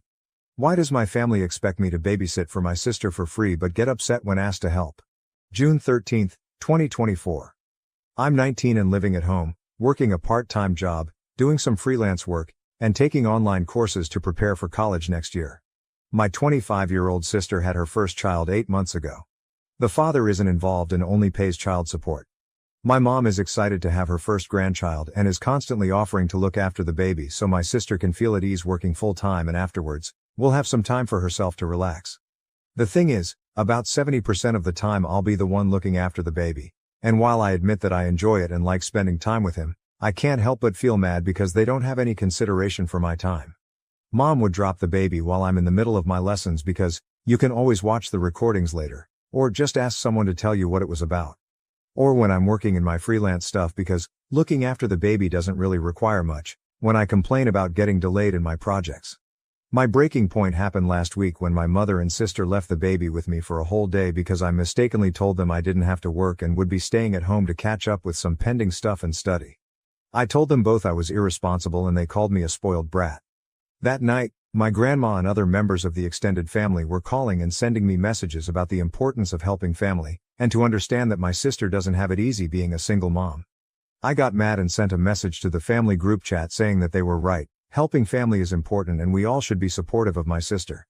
I then proceeded to write a schedule in which all of us could take care of the baby. Because one aunt goes to visit grandma on Mondays and Wednesdays mornings they could babysit those days. Friday afternoon, the eldest cousin and her siblings are at their residence. They could watch the kids at that time, and so on. I left early on Saturday mornings and late on Tuesday nights to watch the kids. The arrangement made my mom and sister very happy. But not so much about the other family. And when someone pointed out that my sister didn't get the baby for a whole day, discussions about my sister being an irresponsible mother started with my mother trying to defend her. Am I the A for causing this? How come they were expecting me to be my sister's unpaid nanny, but then they get offended when the same thing is being forced on them? I may be the asshole because I caused this and don't regret it one bit. Relevant comments. Commenter, not the A. You aren't a spoiled brat. Your sister is a spoiled brat. She chose to bring a child into this world thinking other people would parent him for her. The only person responsible for this baby is your sister. OP, I blame that on our mom. When my sister told us she was pregnant and that the father would be involved, our mother assured her if she kept the baby, Then she would help her whenever she needed, as she's already retired and, like I said, was excited to have her first grandchild. Commenter: if your mom assured her that she would be the one to help her whenever she needs it, why is she turning around and dumping the baby on you instead? OP: I might have a theory on that. Long before my sister got pregnant, my mom, sister and I were talking about the future, and the topic of marriage and kids came up. I must have been around 14 at the time, and I proclaimed that I wanted to be child-free. Mom didn't take it too seriously then and said, "You'll change your mind when you grow up." I haven't changed my mind. I believe that she is trying to persuade me that babies and kids aren't all that horrible since, on occasion, when I babysit, she would say things like, "Oh, I would make a great mother, and I'm so good with kids." But I'd prefer not to. Although I enjoy being an aunt and was quite happy to have a nephew, the incessant babysitting exhausted me. Being under pressure like this isn't helpful, but I might decide against having children in the future. Adoption or surrogacy are options I'm considering, and I'm sure my mom would approve of either choice. Sis getting a nanny or babysitter: I already suggested hiring a nanny several times, but my sister claims that she wouldn't feel at ease leaving her child with a stranger. I then agreed to babysit certain days according to my schedule, but they wouldn't respect it. I did get paid to babysit a few times, but they would make a big deal out of it and I would end up feeling guilty, so I stopped asking for any payment. Commenter: not the A. It's nice to help out every now and then when you can, but you have a life too. Your family shouldn't expect you to babysit and just be fine with it when you clearly have a busy schedule, and now that they have a taste of their own medicine all of a sudden it's a problem. OP: I think most of the problem is that they don't consider what I do aside from my part-time job, a tutor at a children's academy, worthy of being busy. I work as a freelance editor of audio and video, but they just see me as being on my laptop just because, and I take Spanish courses 4 times a week, along with audio engineering stuff 3 times a week. Both require me to do homework and, in the latter case, work on projects. But they still don't consider that a big deal, and I'm honestly too tired of explaining to them why both are important. Commenter: I absolutely love this. Well done. How much time off from the child does your sister get at present? OP: I think it is easier to tell you how much time my sister gets with the baby. She's a paralegal at a law office, works from 8 to 5 Monday, Wednesday and Friday. Between commuting and she and mom saying she needs time to eat and rewind, she gets the baby around 7 p.m. Thursdays are home office days, but because home office is still work, she won't watch the baby until the evening. On weekends, she'll take care of the baby on Saturday evenings and Saturday mornings unless she goes out for brunch or coffee with her friends, which isn't every Saturday, to her credit. Sundays are split half and half. We usually spend the first half of the day with extended family, and in the evening, the paternal grandparents visit to bond with my nephew. So, objectively, she does not really spend a lot of time alone with baby. Commenter: that was a beautiful way to address that. Everyone always says family until it comes back to them. OP: ha ha ha, thank you. I admit I got the inspiration after reading several Reddit posts and comments dealing with similar issues. What if I did, was how I felt. And while I don't particularly regret choosing that path, I worry a little bit that I may have gone too far. The family is having a lengthy conversation about this, as I mentioned. To another commenter: honestly, I wasn't being all that serious. I mostly was angry and just wanted to prove my point. But given how it all blew up was way more than what I hoped for. Update. Same post. June 20th, 2024, 1 week later. Okay, a lot has happened. Honestly, I'm still not in the mood to provide a full update. The main points are, my sister did try to impose the babysitting schedule I made, and the family wasn't happy. Mom, my sister and I had a big discussion, and hurtful things were said on both sides. I'm currently staying with my best friend and his girlfriend, who are total sweethearts, but it's not a feasible long-term arrangement, even though they have said I could stay with them as long as I need. The family is complaining non-stop, and I'm feeling guilty because, technically, I'm the one who caused this by creating the schedule in the first place. Maybe I should have just sucked it up. I really feel sorry for my nephew. Sundays are when the whole family comes together, and this Sunday my mom's eldest sister, my grandma's eldest daughter, is traveling from out of state. This is significant since she is, in a positive sense, the matriarch of the family and grandma's golden child. I'm anxious as well as hopeful. If anyone can solve this mess, it's her, but at the same time, I'm worried she'll blame me like everyone else. I'll provide a full update then. Also, sorry for not having the time to answer all the comments and private messages. Like I said, a lot of things happened. But here's some of the questions some people asked. 1. My relationship with my mom and sister was pretty good before my sister got pregnant. My sister and I always knew that she was more favored by our mom because they had more common interests, while I had a similar bond with my dad. This wasn't necessarily a bad thing. Think it more of a if one of us wanted to visit a friend or a specific favor, we knew which parent to ask. We would actually team up sometimes to convince them of something, me appealing to dad and sis to mom. Sadly, dad passed away 5 years ago. He was an amazing father and we were absolutely heartbroken, but the one good thing that came out of it was that it helped us bond. Dad loved classical music and was really into IT and programming. I would go to concerts with him and he got me into gaming. After his passing, Mom began to buy tickets to classical concerts and the three of us would go together as a way to remember him. We also went to watch Super Mario movie because my dad would have loved to be there, even if sis and mom knew little of the franchise. So, things going this bad makes me pretty sad. 2. My job. I work part-time at a kids after-school academy, where we tutor them in subjects they find difficult and help them with their homework and test preparation. My freelance job involves video and audio editing for my best friend and his girlfriend. Both are streamers and content creators. They know about my Reddit post but asked me to leave out their personal details, so please don't ask for their accounts. I create one weekly video for her and one or two for him. 3. Do I pay rent? No, I don't. Dad had a hard time with his family, and while my sis and I didn't know the details and were no contact with them, we kind of imagined what went down. Mom promised to keep the house safe for my sister and me when Dad left it to her. They decided to accept us for paying rent as long as we cover our expenses ourselves. Sister and I cover our groceries, cell phones, and some services, and I pay part of their gas whenever they give me a ride because I don't have a car. 4. Extended family. As I mentioned, we have no contact with Dad's family. Mom, who is 50 years old, is the third of 4 siblings, the eldest aunt, the eldest uncle, deceased, who was the father of the cousins I mentioned in my first post, and the youngest uncle, who is 39 years old and single. Grandma is currently 77 years old. 5. My nephew's dad. He and my sister were together for about 2 years. When she found out she was pregnant and decided to keep the baby, the relationship ended because he is child-free. A paternity test was conducted after my nephew was born, confirming he was the father. He pays child support but has no contact with the baby. His parents, my nephew's paternal grandmother and grandfather, do keep in touch. From what I was told, they and the rest of their family didn't approve of his actions regarding my sister and nephew. So far, they don't know what's going on, and I didn't involve them in the initial babysitting schedule because I'm sure that would have caused another whole mess. Update post, June 26, 2024, 6 days later, 13 from original post.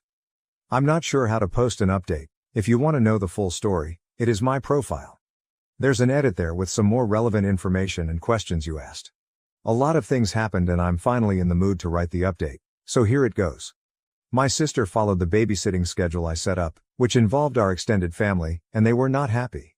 2 days after my post, she left my nephew with one of our aunts. The aunt had plans to meet some friends for brunch and had to take the baby with her. The baby was fussy and crying, so she had to come home early. Understandably, the aunt was upset. I had agreed to babysit the next day and that's when things started to go downhill. My nephew is usually comfortable with me, but this time he was very fussy and coughing, which seemed odd. Mom wasn't home, and I tried calling her, but she didn't answer until about 2 hours later. When she finally came home and checked on my nephew, he had a slight fever.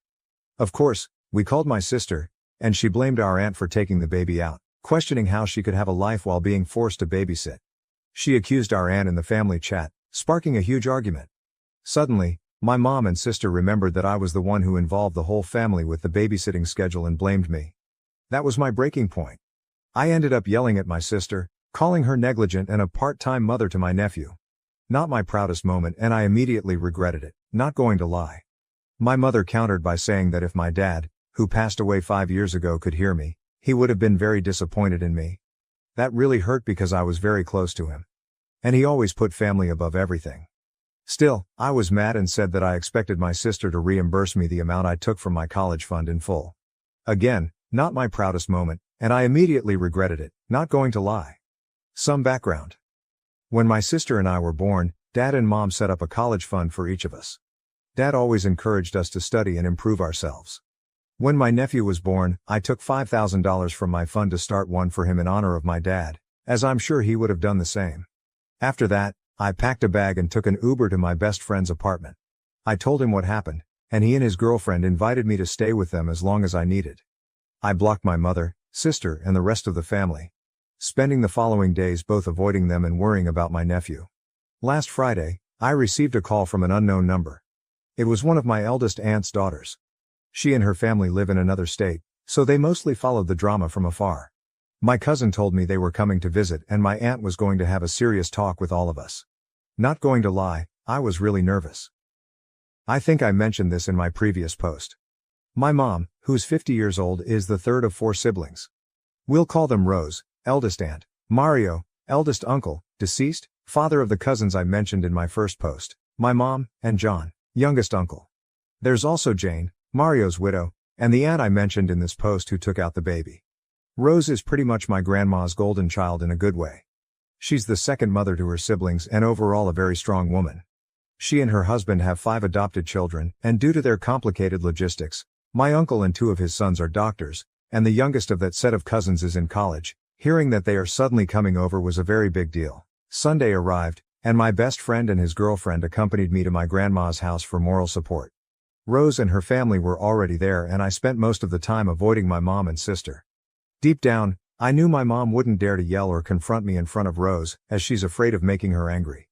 After a few hours, Rose finally addressed the elephant in the room.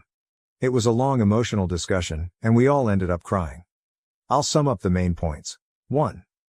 Baby nephew is a human being, not a stray puppy to be passed around. He needs some stability. 2. Stop with the "if you couldn't afford to or didn't want a child, why did you have one?" comments. My nephew is here, and he's not going anywhere, so let's focus on solutions. 3. To my sister. As a mother, you need to learn to put your child first. While it's okay to rely on help sometimes, don't do it all the time. It's bad for the baby and burdens others involved. 4. To my mother, stop enabling her. 5. To the rest of the family. Unless you're willing to offer some solutions, don't meddle in other people's affairs. 6. To me, about the babysitting schedule. Well done, kiddo. And I cried in relief. My sister then admitted that while she loves my nephew, she felt unfit to be a mother and wasn't fully conscious of the responsibility it would take to raise him.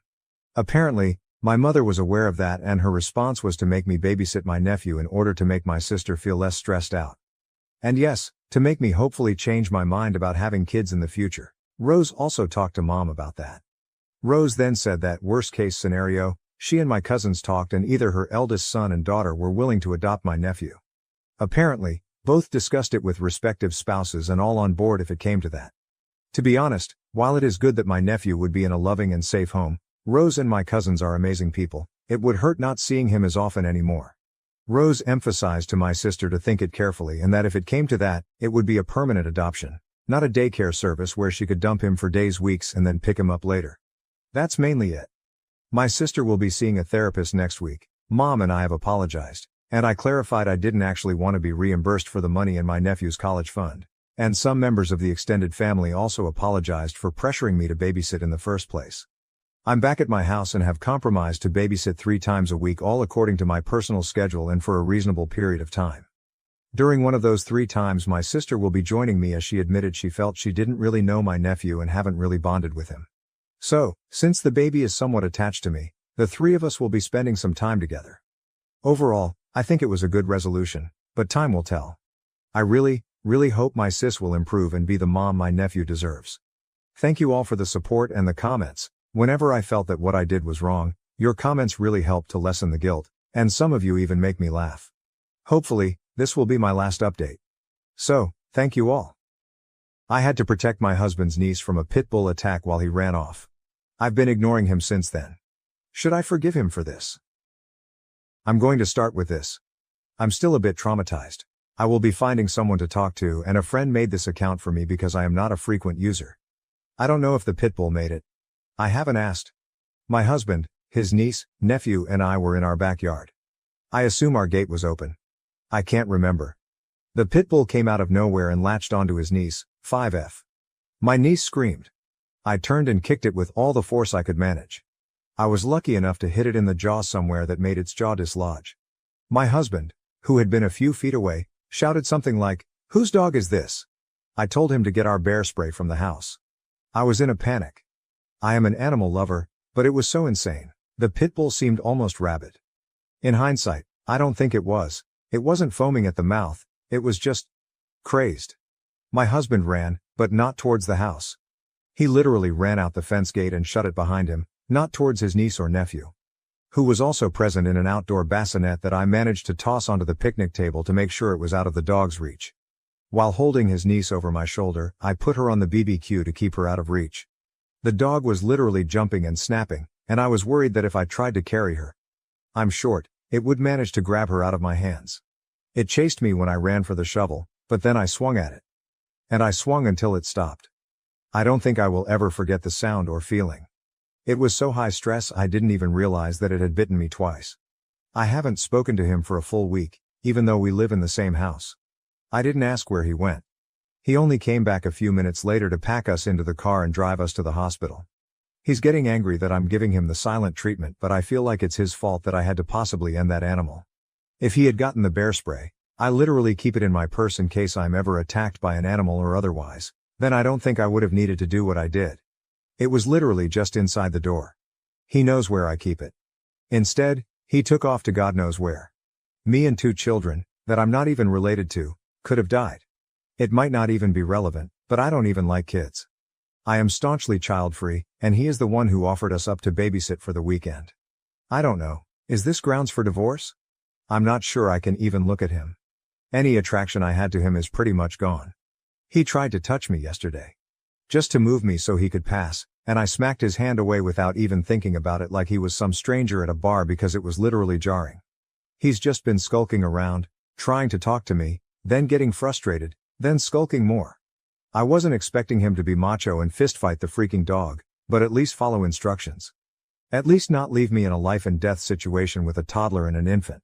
Should I be able to chalk this up to in the moment panic? I don't even know if I want to hear him out. Relevant comments. Commenter. If it makes you feel better, that dog would have been considered dangerous and put down either way. You defended yourself and the children from an unprovoked attack. You were so courageous and saved the kids' lives. Be proud of yourself. OP, I know that consciously, I think, but thank you for saying that because I just feel so terrible. Commenter, downvoted. He absolutely might. Do it again.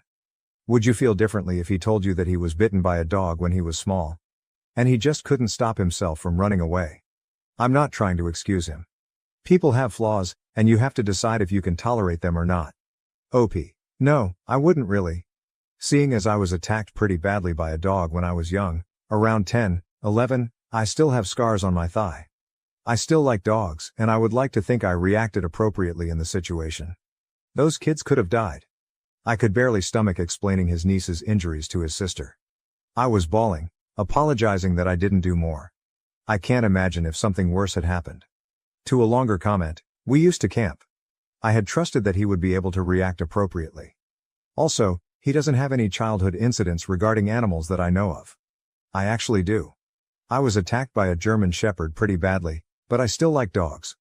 Commenter, downvoted. Fight, flight, freeze, or fawn. Everyone reacts differently to treat stress. In the middle of a crisis, some people panic and cannot follow instructions or even hear instructions. They're just in flight or freezing. These reactions aren't really something we can control. I mean, you don't even like kids, and your instinct was to protect and fight. I'd talk to him about it. OP. I'm trying to. I keep telling myself to try and then I see him and I remember him freaking running. I don't know if I want to be with someone whose reaction is flight at all. Even if it comes naturally. One more thought from OP. If his niece and nephew had died, I just don't think anyone would give a damn about his instincts. That's the thing, because they could have. Why should he have to protect you? Would you protect him? I expect us to protect each other, I guess is what I mean. I didn't expect him to take one for the team.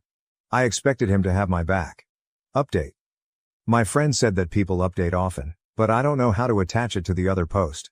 I thought I'd update since a few things have happened. Sorry if this is needlessly long. I didn't expect this to get so many comments and kindnesses. I want to say I'm so sorry to everyone who has experienced anything similar because, my God, it has not been easy. For everyone worried about my mental health, I got an appointment through an app with my work yesterday because I decided I really needed it and labeled it high priority. However, it felt like just a preliminary meeting. She said she wanted to get me feeling a bit more comfortable because I was visibly tensing up whenever I started talking about it, and she even noticed it through the video chat. Last night, I also told my husband I needed space. I apologize that I don't have more of an update on our relationship than that. I wasn't as nice as I wanted to be, he argued and didn't want to leave. It's my house. But I told him I just didn't want to look at him, that I couldn't look at him. He cried, and I hate that I felt apathetic towards it. I haven't slept well, so I'm not sure if I'm just overtired and still so shaken. I was also emotionally exhausted after the appointment, so that might have added to it. I got a few questions about his sister and her husband, so I thought I'd answer. They aren't speaking with him. I don't know when it happened. I was definitely out of it at the hospital while I was getting the stitches and everything, but I do think after I was done blubbering and trying to explain how something so terrible happened to their little girl under our watch, they apparently asked him where he was. I still haven't talked to him about where he went, so I don't know. However, it clearly didn't satisfy them.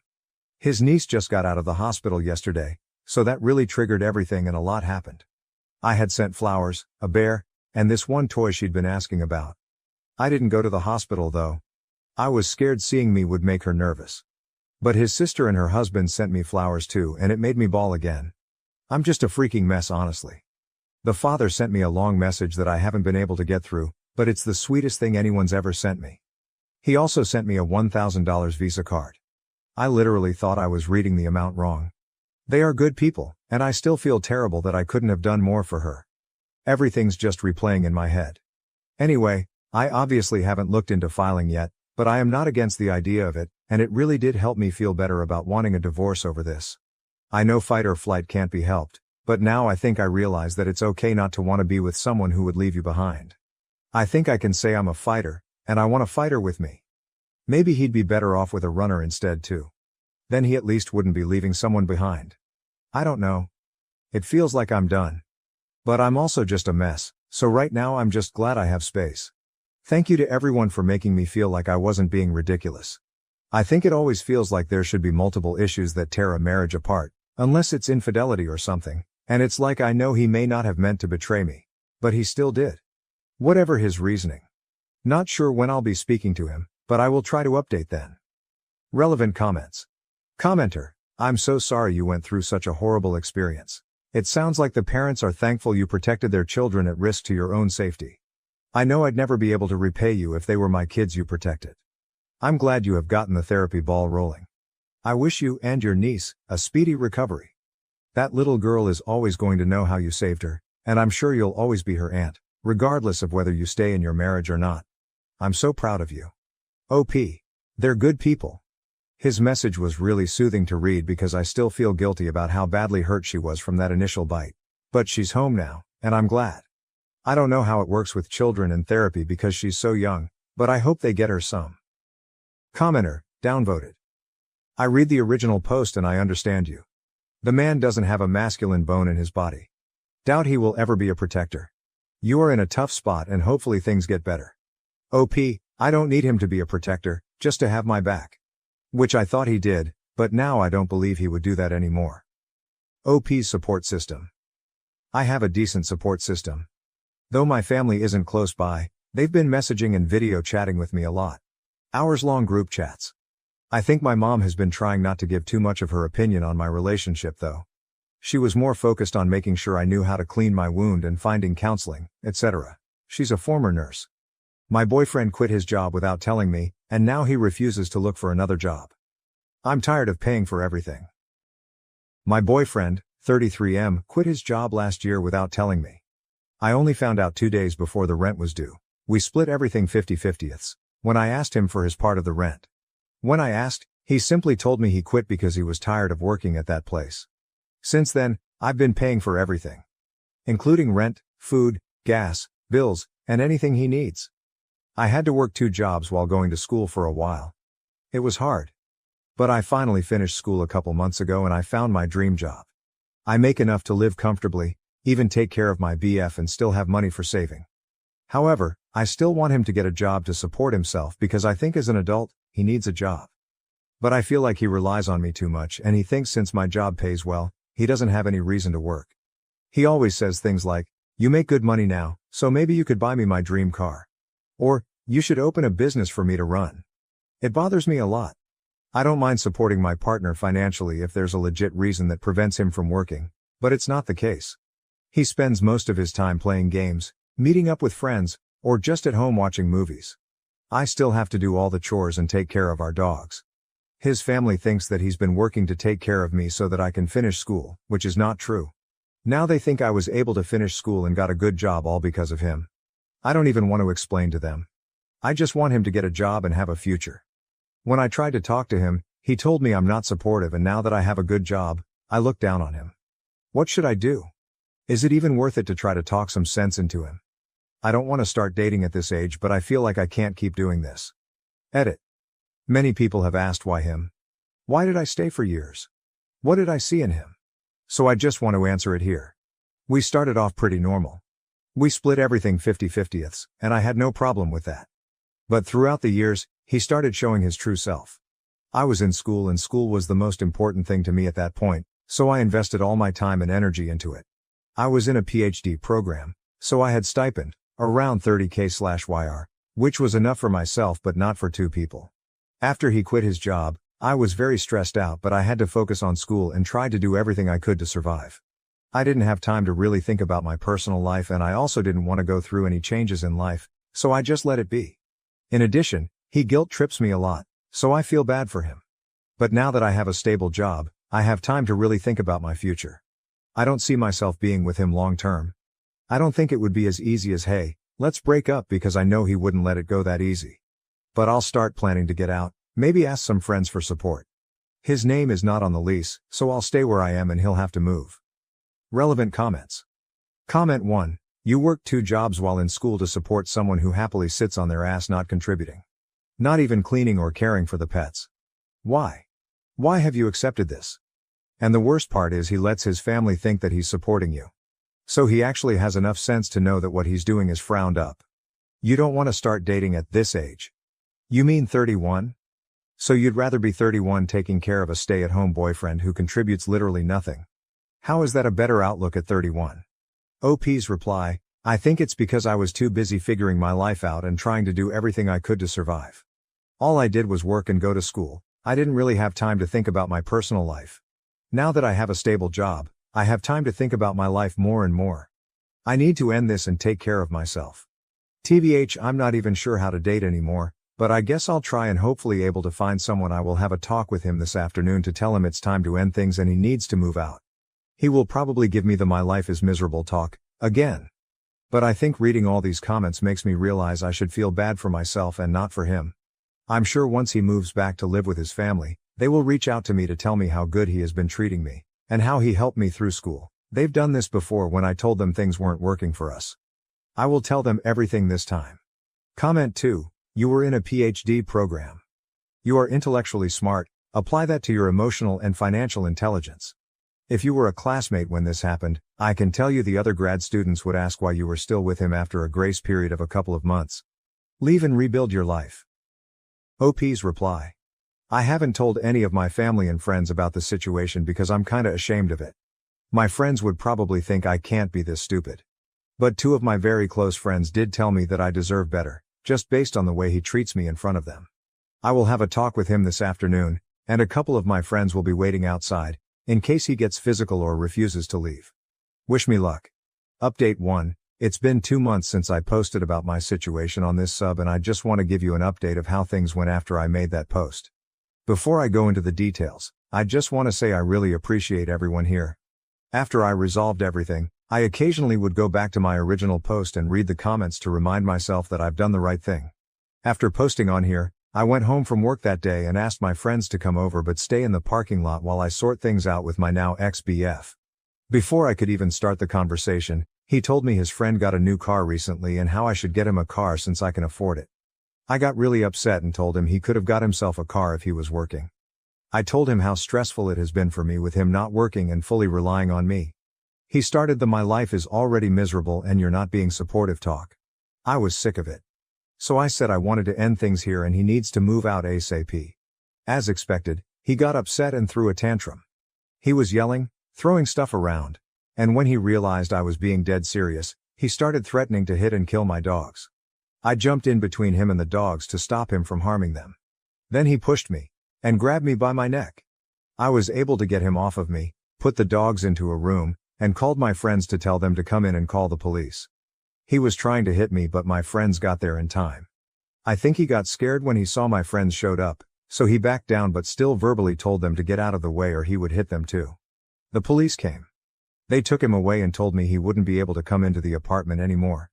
He had to move but would need to be escorted by the police if he wanted to grab his stuff later. It was a horrible experience, but it showed me that I've done the right thing. I thought that was the end of everything. But his auntie called me when she found out, and tried to gaslight me saying that he didn't do anything wrong and I was just upset, so I called the police. I told myself that I no longer have to deal with this bullshit, so I told her to leave me alone and hung up. His family would continue to harass me but stopped when I threatened to report to the police. I continue to pay the rent and bills like how I've always been doing. The only thing that's changed is I'm now so much happier. I'm the happiest I've ever been in years. I just got a promotion last week. I've been spending time enjoying life, with the extra money I have since I no longer have to pay for his expenses. As for my ex, he's moved in with his aunt. I got a protection order so we are not in contact at all. Relevant comments. Many people congratulate OP and wish her well. OP responds, "Thank you. It feels great to wake up in the morning and not have to worry about what kind of crap he is going to give me today. And OMG, the extra saving that I have since I'm not longer financially responsible for a full-grown adult. Thank you. I've realized that all the uncertainties that I had before really don't mean anything. My life is only getting better and I've received all the support I need from friends and family and people on Reddit too." Comment 1, how long were you in that relationship? OP's reply, I was in that relationship for 8 years. Comment 2, I hope you changed the locks. And why didn't you tell his family about his refusal to work? I hate that they think of him as the victim now, and that you used him to finance your studies and then dropped him. OP's reply, I haven't mentioned this, but his family is the type of people who it doesn't matter what he does, he's always right to them. I knew even if I told them that he refused to work, his family would still defend him and make excuses for his behavior. It has happened with other things before. But his family can take care of him all they want now. I didn't put this in the post because I didn't want the post to get too long, but when his auntie first called me, she told me if I kicked him out he wouldn't have anywhere to stay because she couldn't let him stay with her. I knew she was just saying that so that I would feel bad and wouldn't kick him out. So I told her it's none of my business and he needs to figure it out himself. Guess what? He moved right into his aunt's house after he was released. Comment 3, OP, will you be able to move? Given he seems unhinged, what are the chances of him coming back in a later date? He already has escalated to violence and seems like he has gotten his rotten morals from his family who enables him and may do the same. I read way too much RA and Baru hearing how bad things escalates. I hope you're able to do the following: filing a restraining order and documenting all instances of the abuse that has escalated. Consider moving and keep the information where you move to the down low. Plus a change of place may do wonders for your mental health. Invest in a Ring doorbell cam. It's for your safety and the dog's. Alert your rental, app or property that he is not allowed unless on a scheduled time to pick up his stuff. Find a safe space for you and your animals, in case he escalates again. Anyone who has gone to his manic level of harming you and animals will repeat until they find another obsession. He is an abuser and he's at the stage he lost control and is going berserk but may also be biding his time. Better be overly cautious than not. I hope you be fully free of him. OP's reply. I'm planning to move to a new place soon, and it's nicer. And closer to my work too, since I can now afford it with the extra money I have. I have no doubt he's capable of harming me and I'm honestly not sure if he would leave me alone. I'm considering filing a restraining order against his family also, because even though they've stopped coming to my place to try to gaslight and guilt trip me, they still try to call me sometimes, with different numbers since I blocked their numbers already. I just ordered a Ring camera and I'm also going to move to a new place soon. He doesn't even know where I work because he didn't care. He'd never taken me to work or even asked what company I work for. He only asked about my salary when I told him I got a new job. I was sad that he didn't care, but now I'm glad that he doesn't know much about me besides where I live. Comment 4, I hope you read this and seriously consider it. We are attracted to what is normal to us, not necessarily what is good for us. You need to spend some time with a therapist unpacking what in your past taught you to accept being used. Women, especially, are often taught to be people pleasers, even to the point of their own detriment. I hope you spend some time rewiring yourself to only accept respectful, loving treatment.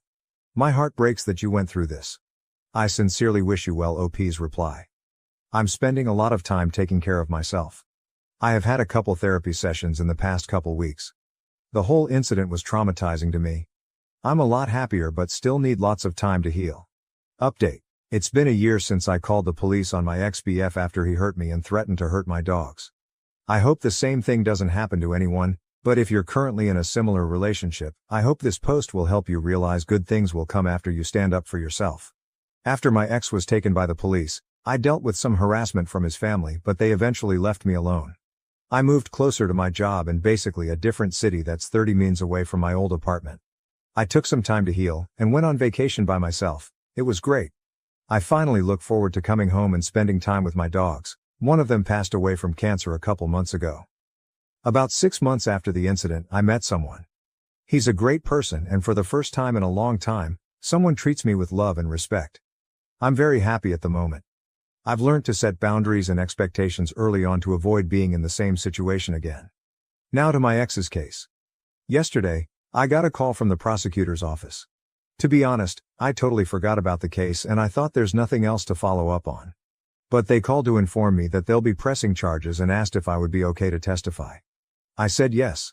It'll be hard for me to go to court and talk about the incident if he's right there, because even though I've completely moved on with my life, I can still feel the fear when I heard about the case. I'm somewhat still traumatized by the whole thing, but I think he needs to be responsible for his actions, especially after his auntie tried to defend his actions by blaming me. It really sucks that I have to go through all of that to end a toxic and abusive relationship, but I got out somewhat safely and I can't imagine what my life would be if I stayed. It was a hard time, but it's worth it. Things are definitely better and I'm surrounded by people who truly love me and appreciate me. Simple and little things in life truly make me happy. Like how my BF got me bubble tea and prepared dinner for me when I had a hard day at work last week. I can't believe just more than a year ago, I thought a day without an argument was already a good day. Relevant comments. Commenters were overwhelmingly proud and supportive of OOP and leaving and encouraged her to testify against her ex. Here are a sampling of those comments. Comment 1, good for you leaving that toxic situation. The exact thing happened to me last year as well. I was in a relationship with a toxic ex and I finally stood up for myself and ended the relationship. We had to love together until we figured out the living situation since unfortunately both our names were on the lease. The way I got out was by calling the police after he swung a soundbar at me. I'm still traumatized about it to this day. I'm in therapy for the things he did and said to me. He pleaded guilty, which I'm so glad that this nightmarish chapter can finally be over. OP's reply. I'm glad you were able to get out before things got worse. It's a very traumatizing experience, but therapy does help. I hope you have a good support system and are around people who care about you and understand your experience. Comment 2. You may want to reach out to the victim advocate and see if the prosecutor's office, or anyone else affiliated with the court, has an emotional support dog that you can have with you when you testify. I was pleasantly surprised that a small county near me had that for a person I work with when she had to testify against a family member. It helped her feel more calm and protected going into testifying. My stepdaughter wants her real dad to give her away, even though he breaks her heart by skipping town and breaking promises he makes to her. My stepdaughter will be getting married on August 3rd. The wedding planning has consumed most of her and her mother's life. I say her mother because we aren't married, though we've lived together for 10 years, for the past 6 months. My stepdaughter graduated last December from university. I paid for her to go to college, though it was a state school, it still ran $40,000. She does not have a job and has been living with us for the duration of her college career and since her graduation. I also bought her a car to get back and forth from school when she finished high school. From time to time her deadbeat father would pop into her life and she would fawn all over him. Although he has not contributed a cent to her education or paid any child support, though that is my girlfriend's fault as CS was not part of the settlement, she still loves him and wants him in her life. He stays long enough to break her heart by skipping town and breaking some promise that he made her. The wedding venue holds 250 people max. I gave them a list of 20 people that I wanted invited, since I was paying for everything. They told me that was no problem and they'd take care of it. So I let these people know they'd be getting an invite and they should save the date. Saturday, I saw one of my friends on this list at the golf course and asked if he was coming. He told me that he wasn't invited. He told me that he got an announcement, but not an invitation. He had it in his back seat, along with probably 6 months of mail. and showed it to me. Sure enough, it was just an announcement, and my name was nowhere on it. It had her dad's name and her mom's name and not mine. This led to a pretty big fight with my girlfriend, as I found out that none of my list of 20 made the cut for the final guest list because 250 people is very tight. I was pissed, but not a hell of a lot I could do because the important people in my life had already been offended. My girlfriend said, if some people didn't RSVP yes, I might be able to get a couple people in. But that is an ultimate slap in the face in my opinion. So, I was boiling on Saturday. Yesterday we had a Sunday dinner with the future in-laws family and us and a surprise guest, the real dad. At this little dinner my stepdaughter announced that her real dad was going to be able to make it to her wedding and that now he'd be able to give her away. This was greeted with a chorus of, "Oh how great and how wonderfuls." I don't think I have ever felt so angry and so disrespected. I was shaking. I took a few seconds to gather my composure because I honestly wasn't sure if I would cry or start throwing punches or both. Once I was sure I'd be able to speak, I got up from my chair and said I'd like to make a toast. I can't remember exactly what I said, but the gist of it was this. I'd like to make a toast. The sound of spoons against glasses rings in my ears. It has been my great pleasure to be a part of this family for the past 10 years. Ah, how sweet. At this point in my life I feel I owe a debt of gratitude to the bride and groom, because they have opened my eyes to something very important. Confident smiles exchanged. They have shown me that my position in this family is not what I once thought it was. And now a glimmer of confusion and shock begins to spread on the faces in the room.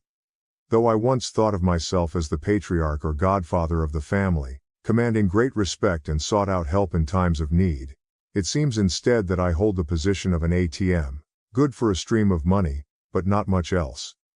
As I have been replaced as host, both on the invitations and in the ceremony, I am resigning my financial duties as host to my successor, real dad.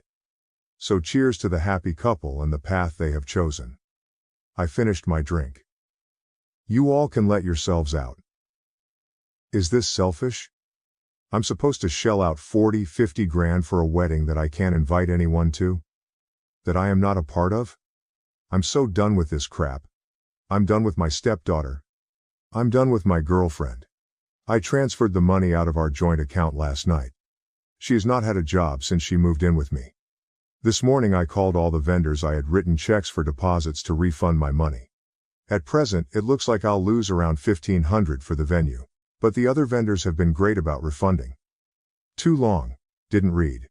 You want your real dad to be on the invitation, to give you away and to sit at the head table. Fine, your real dad can pay for everything too.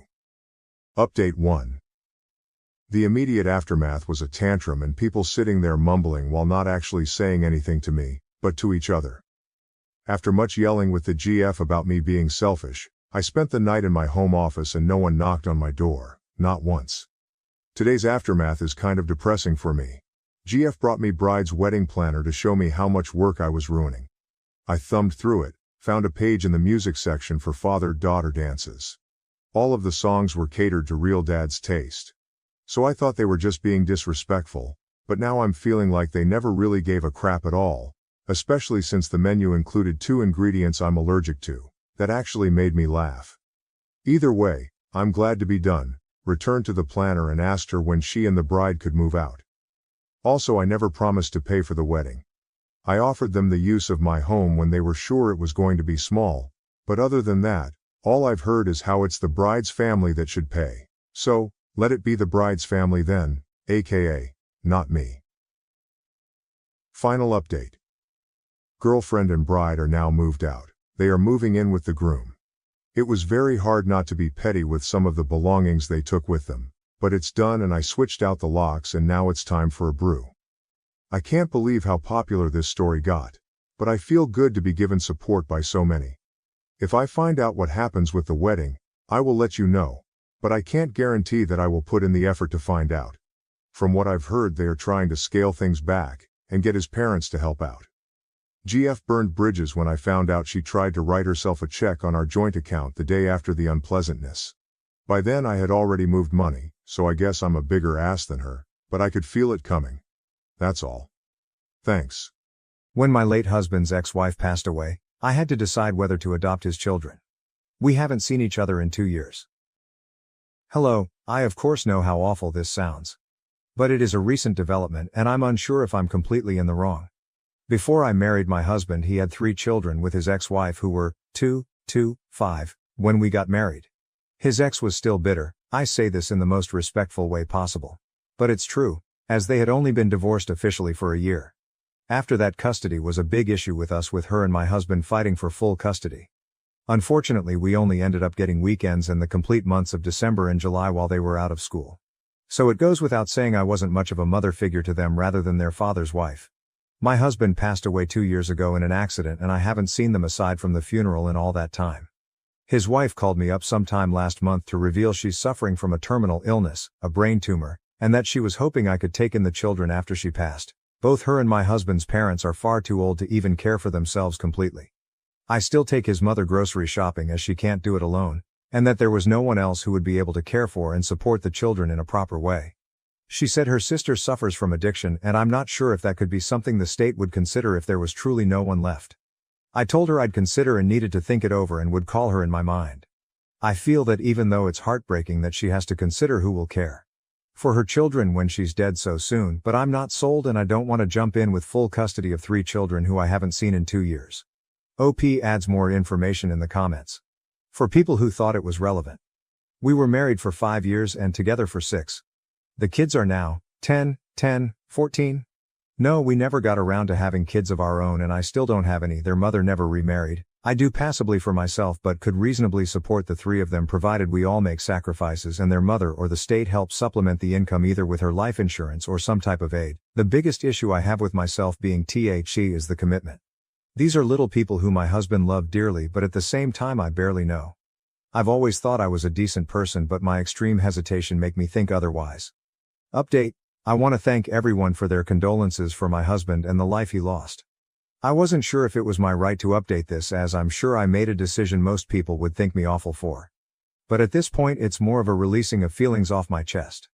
As you know, my husband's ex is ill and I still feel for her greatly with much sympathy and will pray for her and her children. But it's been a very long time since I was in any way a parent to them. Even as a stepmother, most of their care went to my husband. I just don't feel I could properly care for them and myself in my life. I told her this. And I feel awful that I made her react the way she did. Crying and coughing. There was so much guilt I felt it was awful. But I think I have always known my decision. That I wasn't going to take in the children. I just didn't want to acknowledge it because it made me feel awful.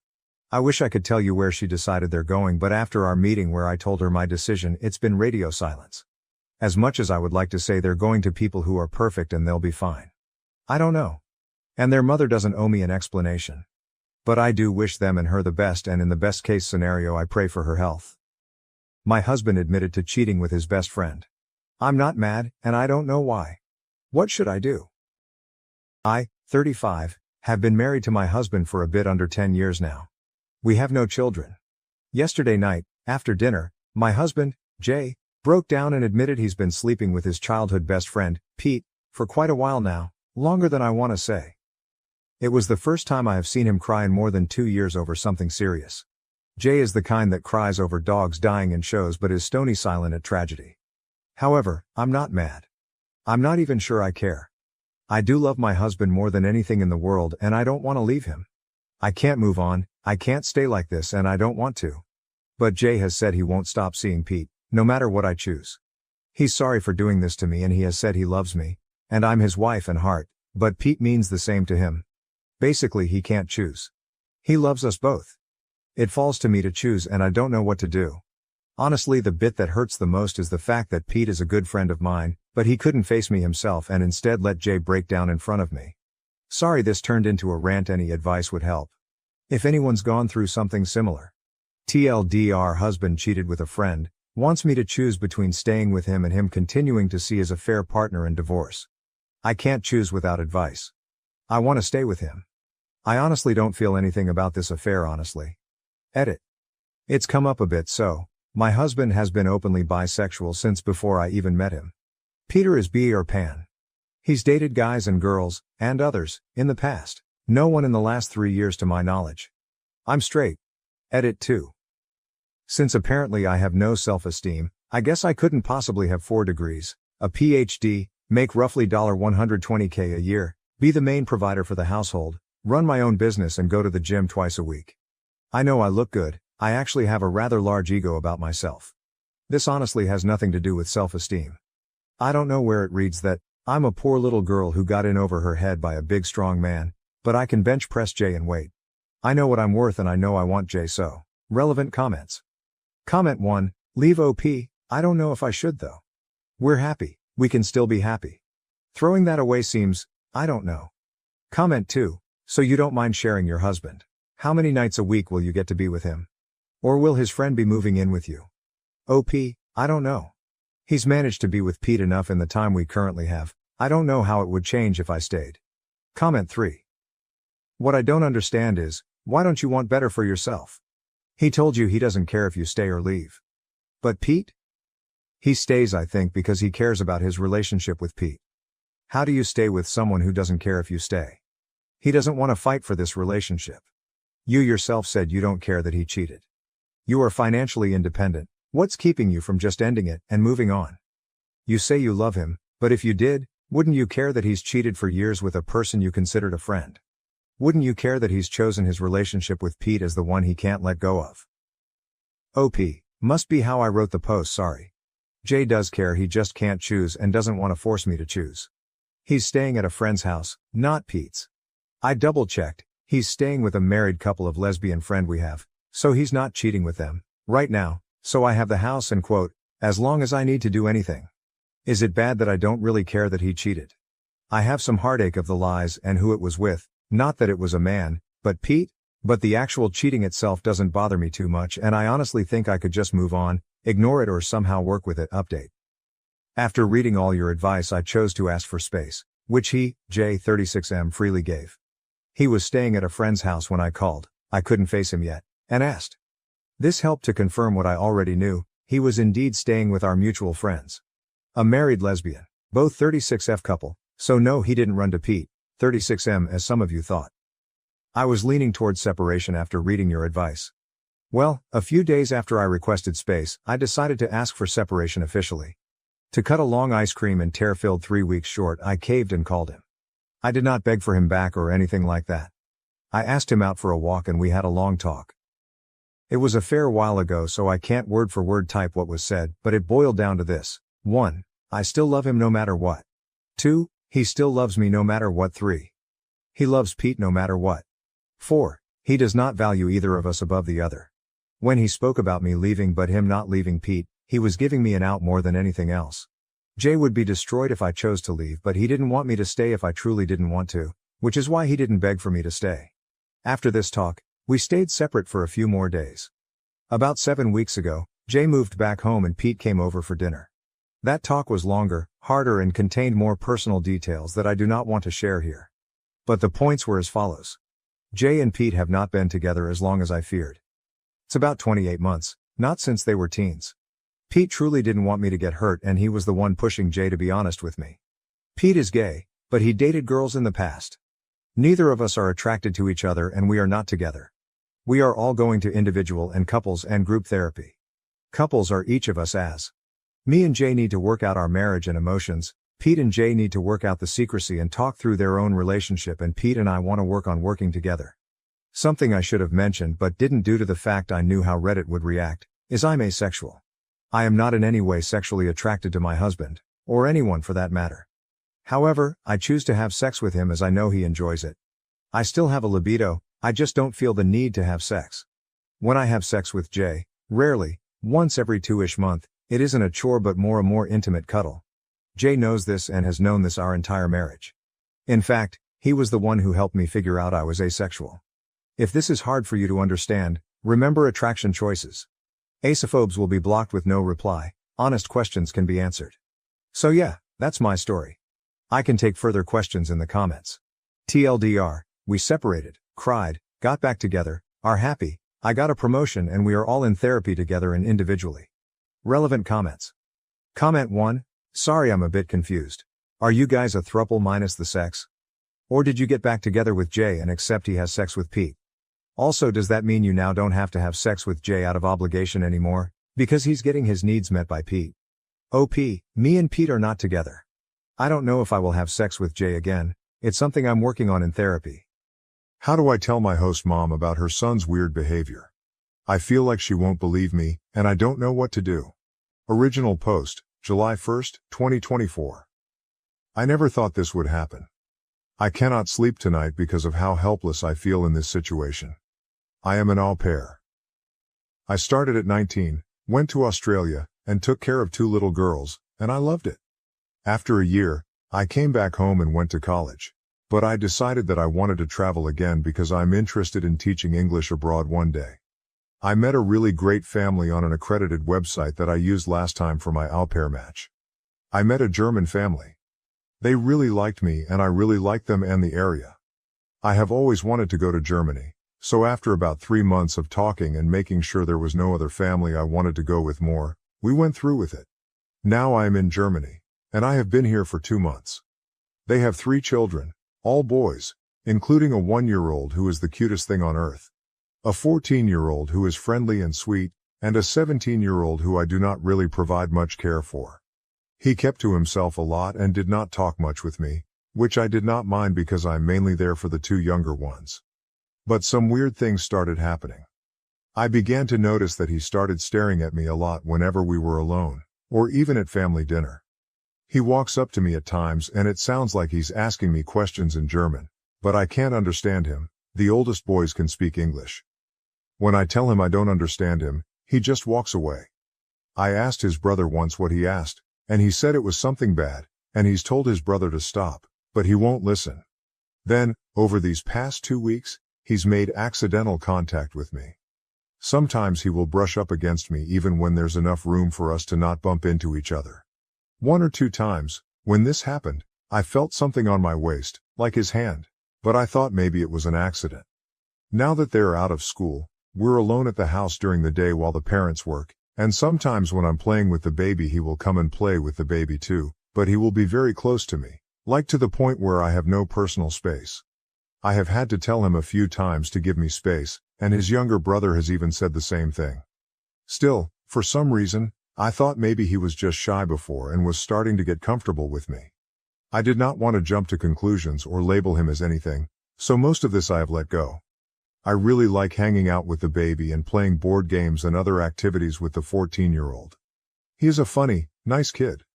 But the bad thing that really happened was yesterday. The family went for a walk, and I stayed behind because I had bad cramps. The oldest boy also said he did not feel like walking, so he stayed behind. We were there alone, and after they had left I tried to go to my room, but he blocked me. I kept asking him to move, but he kept blocking me. The look on his face, like he thought it was funny, scared me. He would not speak English with me when I kept asking him why he was doing this, and at this point, I felt scared and decided to walk the other way. I was going to hide in a bathroom until the others came back. But then he grabbed my arm and forced my body against his. I do not know if it was a forced hug or what, but I tried to pull away, but he reacted by tightening his grip, so I just froze. He let me go after a few seconds and just left the room. When the family came back, I went into my room for the night because I felt like I would just start crying in front of them. I do not know what I should do.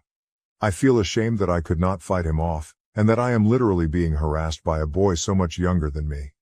I am scared to tell the host parents because I can tell they love their son a lot, and at the end of the day, I am just a random girl that they have only known for 2 months.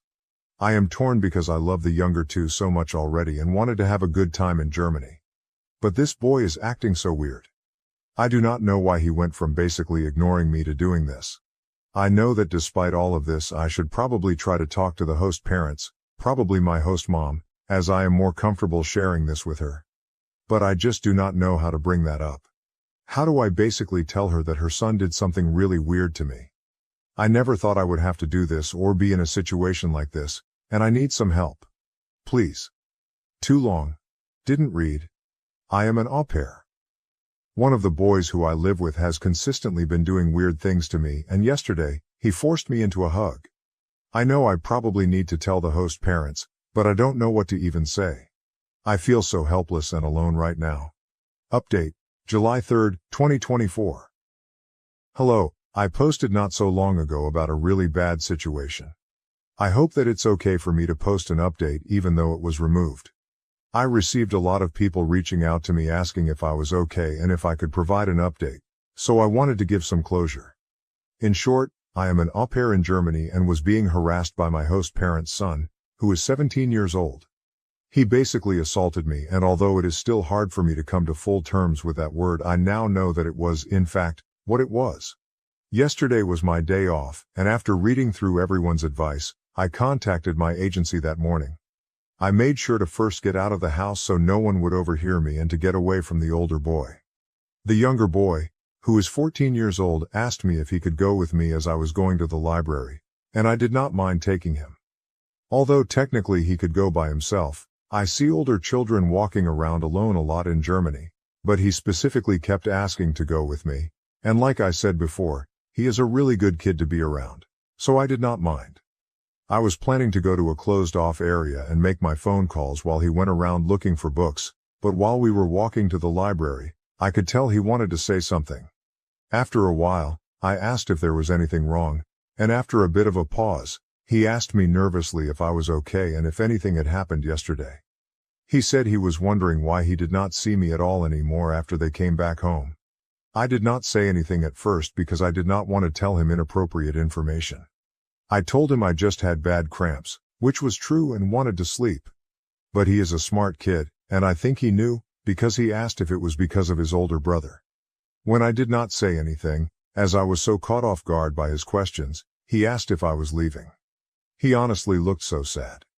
He said he was sorry and that he hoped I did not have a bad impression of Germany now. I almost cried because of how depressed he sounded. I told him not to worry about it and that it had nothing to do with Germany, him, or the baby, and that I would be okay. So I finally contacted my agency when we arrived at the library. I was so nervous that I was shaking when I made the call, but they were amazing and took everything I was saying seriously. I just told them that the oldest child was making me feel unsafe, and in vague terms what happened, without going into too much detail. They understood, thankfully, what I meant and told me that they would work on replacing me, if that's what I wanted. They also said they would reach out to the family to let them know of what was happening and of my concern with their son. I then called my mom. Being a mother, after I told her everything that had happened, she yelled at me a little. Not in an abusive way, but for not telling her sooner, and told me very sternly that I was not going back to that house tonight. Even being an adult, I don't argue with my mom when she uses that type of tone. She sounded so frantic, and sent me money to stay at a hotel for a while until they found me a new placement, even though she really just wanted me to come home. I felt a lot better after talking to her.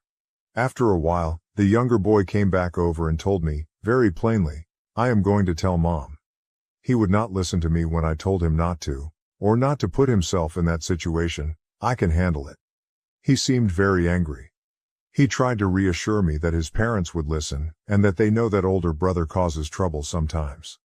They had another girl, a few years ago, that left because of him, and everyone thought maybe since he'd grown up and changed it would be different. I stayed at the library while he went home, and just waited. I did not know what was going to happen. I already had a hotel booked by then and knew I would probably need to go back to get my stuff. About an hour and a half later, I left the library. Since the parents were at home today, I felt somewhat safe going back to get my stuff. Before I got back, I received a call. It was from my host mom. When I answered, she was very frantic. She asked me if I was okay, and where I was. When I got to the house, the parents were in somewhat of an argument. I didn't understand all of it, because they went between German and English, but I heard some words like, not again, and ruining. In short, the mother pulled me aside. She said that she wasn't aware that the oldest son was still like this. She begged me not to leave. She told me she wanted her two youngest sons to have healthy attachments to their caregivers, and that it was very hard for them to do this with the oldest. She was actually crying during all of this, and told me she doesn't know why he acts like that, but she did not raise him like that. And that while she loved her son, she was not going to tolerate that behavior anymore. She said that once he turns 18 next week, I had no idea his birthday was next week, he will have to go live with his uncle and cousin in the Netherlands, for the sake of everyone in the house. She told me they, the parents, discussed it a bit when the first incident happened, but since he seemed to act better, they dropped it at the time. When I asked where he was, she said that he left quickly when his brother came home, saying he was going to a friend's house. He probably will not be back, and she said that even if he does, she will not let him in, and will tell him to go to his aunt's, who lives not that far, until he can go to the Netherlands. She actually looked very sincere and stern when she said this, and even though the father looked like he was in shock, he agreed with what she said. I did not know how to respond to them. It was not the reaction I was expecting, but I wanted to be honest. I told her that I was going to stay at a hotel for a while, and that she would probably hear from the agency. I told her that I loved the two younger boys, but I might not be back. She said she understood but would appreciate it if I at least thought about it for a day or two. Before I left, I hugged the baby and the 14-year-old goodbye. So that is what happened. I am safe in the hotel now.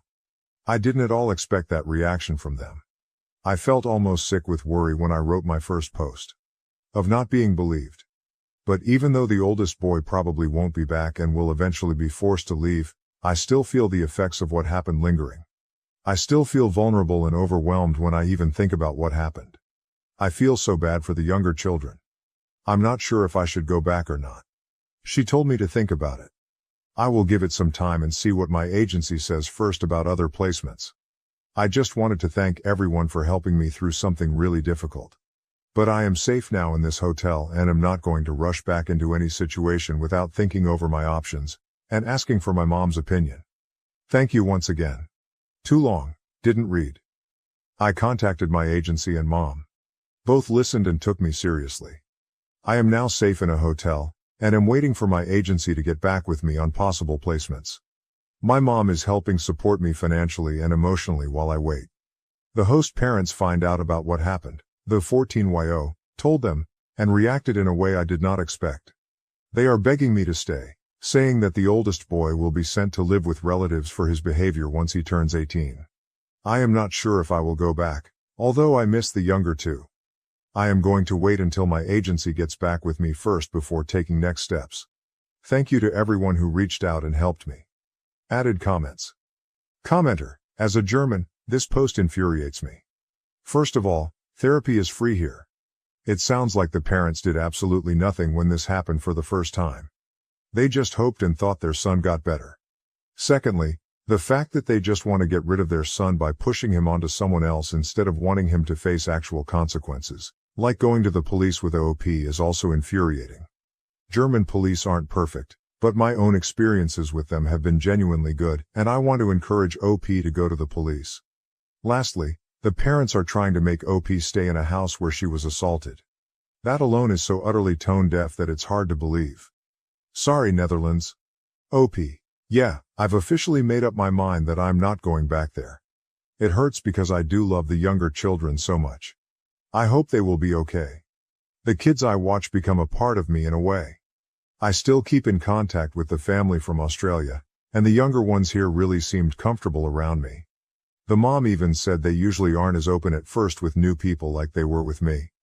I might still keep the host mom's contact info just to see if I can check up on them every now and then, purely for that purpose.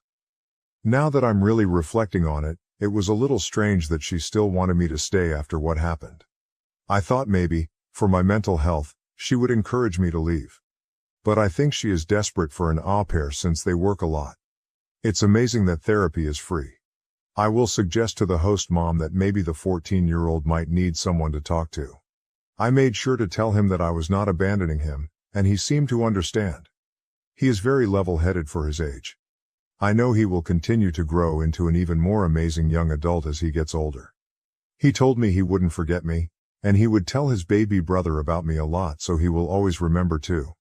It's also good to hear about the police. I always worry about being a foreign girl and not being taken seriously in another country. I am going to reach out to the Weisser Ring, like another poster suggested, and see if they can help me in that aspect. I feel bad for the people that might encounter him in the Netherlands, but I heard they don't play around there. So I hope he gets some sense into him soon. But there are vulnerable girls and women everywhere, so it does leave me with a sad feeling. OP makes another update in the comments. To give an update, I spoke with the agency sometime earlier today and asked them if there have been other au pairs with this family. They said this is their first time placing someone with the family, and if another au pair was with the family before, it was probably through another agency, but they had no knowledge of this, and when they interviewed the family was told this was a new experience for them. I am thinking maybe the other girl was through another agency. There are a few of them.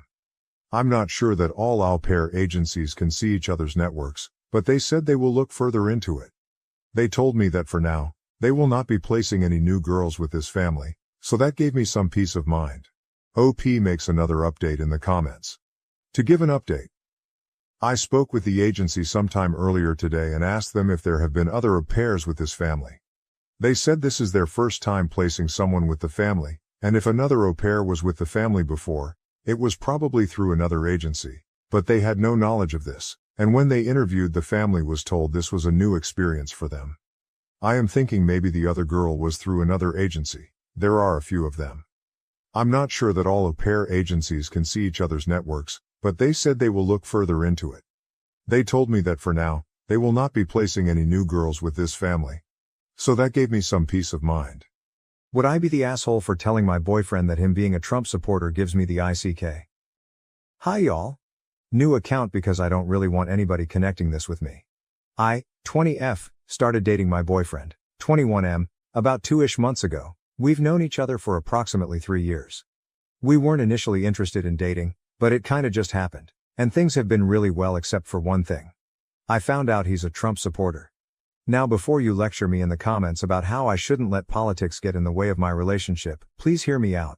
It's just been a couple of things that have really rubbed me the wrong way about him for some reason. For context, I am a Hispanic female immigrant, fled from a country where, if I can put it in simplest terms, went to shit, who's had nothing but bad experiences with Trump supporters because almost every single time without fail, they would always say or do something extremely demeaning to myself or my family, talking about how people like us should be deported without even realizing they are referring to us, saying that people like me are a threat to the country, slut-shaming, etc. etc. I consider myself the kind of person who judges a person's character based on what they believe in, and time again, it's been proved to me that these types of people are the type I should stay away from. On the day that Trump got convicted, we started talking about politics, and he told me that he's not really a felon. The courts were unfair, there was bias, and he should have had a fair trial. Not exactly verbatim, but that's pretty much the point he made when I told him that Trump was a felon now. When we were watching The Boys, S4, and that one part where an old man was explaining to Newman that women can reject pregnancies, he agreed with that old man. When I explained to him that that's not how women work, he apologized to me, but I was still absolutely surprised that he didn't even understand such a basic thing about women. He has a sister, so it's not like he grew up without women in his life. We had a conversation about immigration, and he told me that all immigrants should be immediately deported.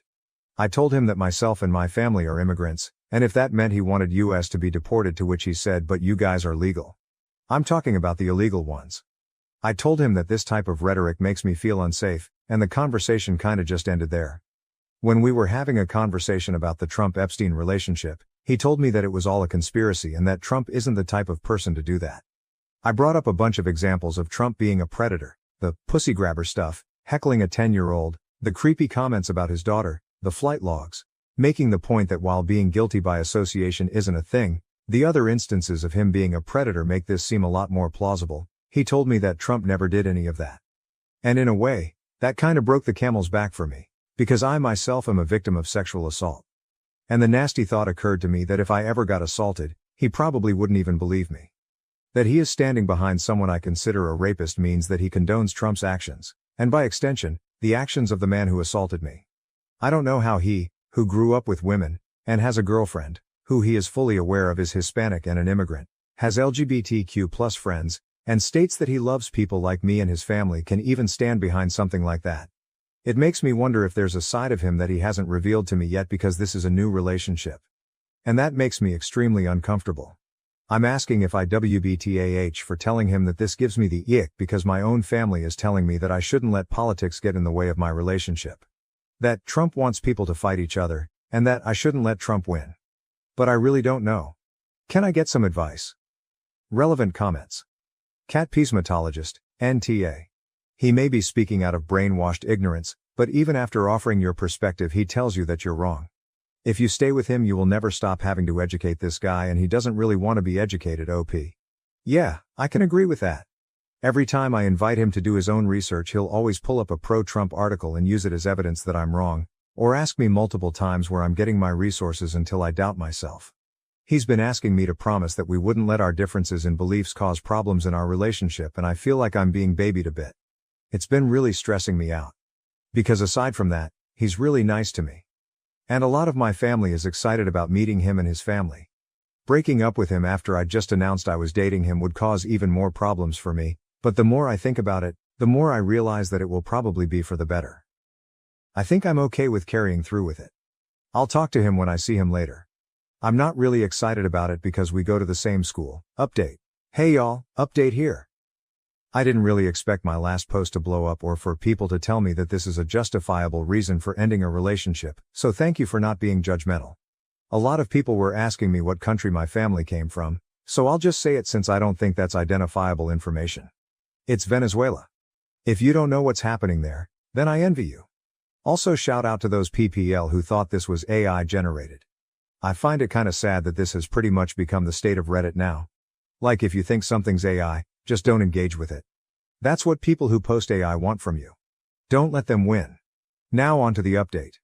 I spent the last couple of days with my dad who was visiting me, and deleting social media and muting a bunch of politics-related stuff because I've come to realize that regularly listening to people talk about how people like me ruin the country and how we don't belong here isn't really good for my mental health. And neither is dating someone who openly admits to supporting that group. So I talked to, now ex-BF. I went to his room instead of inviting him to mine because I knew that if I let him in my room he would just refuse to leave until he convinced me, and I wanted to keep the power of removing myself from the situation at any time. We live in a college dorm. Firstly, I should say that I admitted to him on the day that I made my first post that him supporting a known rapist is hurtful to me because him tolerating that behavior makes me question if he's tolerant of the POS who assaulted me. And thus, I see him in a different light, and he sent a very long text message just telling me that it hurt his feelings and that he does care about me being SA'd. I didn't really understand though, because he votes for a P*say grabber. It boiled down to, I feel terrible that you see me as the type of person who'd be okay with rape, because I'm not okay with it. I acknowledge that I might have been an to say that, so I started that conversation by apologizing to him and then following with me just telling him that I want to end the relationship and going back to being friends. I don't think I meant the friends part though. You can't have your cake and eat it. I can't be your friend if you affiliate yourself with a group of people who regularly shit on me. He tried to convince me to stay by saying that he really loved me and cared about me and respected my opinions. That we shouldn't let politics get in the way of our relationship. I responded that I can't change what he believes and that I value a person's beliefs and the group of people they associate with as a method of how I judge their character. I've already judged him. I don't like what I see, and therefore, I've lost my feelings for him. He told me I was making a generalization. I told him that while it is true that I might be making a generalization, we can't change the fact that in this landscape of politics, many of my rights are in the chopping block, and that I'm already starting to resent him for not really feeling listened to when I try to talk about how anxious it's making me. He told me that none of that stuff is going to happen, and that our different opinions shouldn't get in the way of our relationship. That he's voting for T*ump because he thinks he can fight inflation and cares about military members. I told him that while I can list a million reasons why that isn't true, that isn't relevant to the conversation. He then said that all his other relationships never consisted of talking about politics and that this was ridiculous. I pretty much told him that he can't have his cake and eat it. I can't date someone who associates with people who give me trouble, and that this won't be sustainable. Ending is better for the both of us. I realized that this conversation was going nowhere and decided to just leave.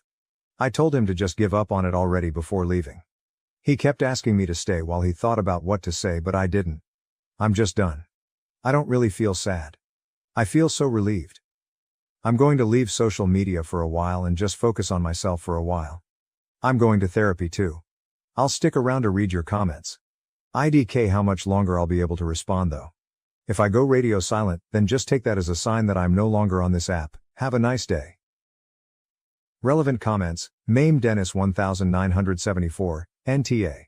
You don't break up with him because he gives you the ick. His support of a racist and homophobic convicted felon does not align with your values. It's not a quirky little thing. Like disagreeing on a choice of music or what team to root for in a game. BTW, He may claim to have all these diverse friends, but I can assure you that they do not consider him their friend with views like this. Anyone in your family's opinion about your relationship does not matter here. They aren't dating him. You are. The fact that you point out to him how you are an immigrant too, and that doesn't seem to register at all to him. Honey, he's in a cult. There's no saving him, OP. You pretty much summed up my exact thoughts on why his gay friend doesn't want to hang out with him anymore. I found out recently that there's a bit of a rift in their relationship, and I didn't even start thinking about why until I learned more about him. Gosh, everyone's burning bridges. Change my view. Muting mics. During Biden-Trump debates may unintentionally disadvantage Biden by masking Trump's interruptions and disrupting Biden's responses. Biden and Trump are scheduled to debate. A lot of people are praising this as a win generally, but especially for Biden because it will stop Trump from interrupting Biden during his responses. I do not think that is right. In fact, I believe muting the microphones will benefit Trump much more than Biden. Muting someone's microphone when it is not their turn to respond does not stop interruptions. It only stops the audience from hearing it. Consider this. Biden is answering a question posed to him. Meanwhile, Trump is talking and rambling over Biden. If Biden gets distracted by this, as any reasonable person would, then this could very easily throw off Biden's response. However, to the wider audience who cannot hear Trump's interruptions, it will simply look like Biden is stammering, stuttering, or otherwise, too old. Especially in an era where sound bites and TikToks drive political perceptions, this could end up looking really bad for Biden. I realize Biden could also employ this kind of tactic, but it is simply not his debate style. Trump's debate style, on the other hand, is very suited for this kind of tactic. There could be ways to mitigate this though. Part of the debate rules could include a requirement that both candidates are visible at all times, like in a picture-in-picture format, or the two could be physically separated, like being televised in different rooms. However, I think that on its own, the rule to mute microphones for the person not responding will mostly benefit Trump in the debates. I would like to believe that the political debates are as fair as possible, so please change my view. Edit. This was fun. I appreciate all the discussions. Well, maybe not all of them, but most of them. I have given out a few deltas based on the discussions. Firstly, past debates have shown both candidates on screen for the vast majority of the time, even when only one candidate is responding to a debate prompt. While I still think the overall effect of a muted microphone could benefit Trump more, I recognize that this fact does mitigate some of the impact on Biden. Additionally, muted microphones would introduce a new debate format, and the interruptions would be more akin to the disruptions Biden experienced during the State of the Union. Although I still believe the overall impact favors Trump, seeing that Biden can react better under pressure when he is the only one with the microphone, provides evidence that the risk to Biden is not as significant as I originally thought. Furthermore, Trump's ego might not allow him to take advantage of the muted microphones, or it may even irritate him to the point that the audience sees Trump react negatively to being muted. While I am fairly sure Trump can hold himself together better than this scenario suggests, I concede it was not something I had considered originally. Ultimately, we will have to wait and see how the debates unfold to truly understand the impact of these new rules. Thank you everyone for the engaging discussions. Ultimately, we will just have to wait and see for ourselves. Thank you everyone. Moreover, Biden and Trump have agreed to debates on June 27th and September 10th. On Wednesday, Trump's campaign also called for 2 additional debates, one in July and another in August. The former president later posted on Truth Social that he would accept a Fox News debate on October 2nd. Biden's campaign did not confirm that the president would attend any debates other than those hosted by CNN and ABC News. First, why are you so sure that Trump rambling off on the side is going to throw off Biden? You treat it like it is a guarantee when nothing suggests Biden even has a tendency to be thrown off by side comments. Your entire premise is based on something that has never happened, and there is no evidence that it would happen. So no, I do not think this style of debate actually benefits Trump. Additionally, this strikes me as something easily anticipated and prepared for. Biden had little issue dealing with this behavior from Trump last time, and his team can easily prepare for this part of the debate prep this go-around. If anyone on Biden's team had thought this would be a hindrance to his performance, they would not have included it in his list of demands for the debate. Moreover, the interruption thing annoys me. Yes, Trump interrupted a lot more, but it is usually stated as if Trump was the only one interrupting.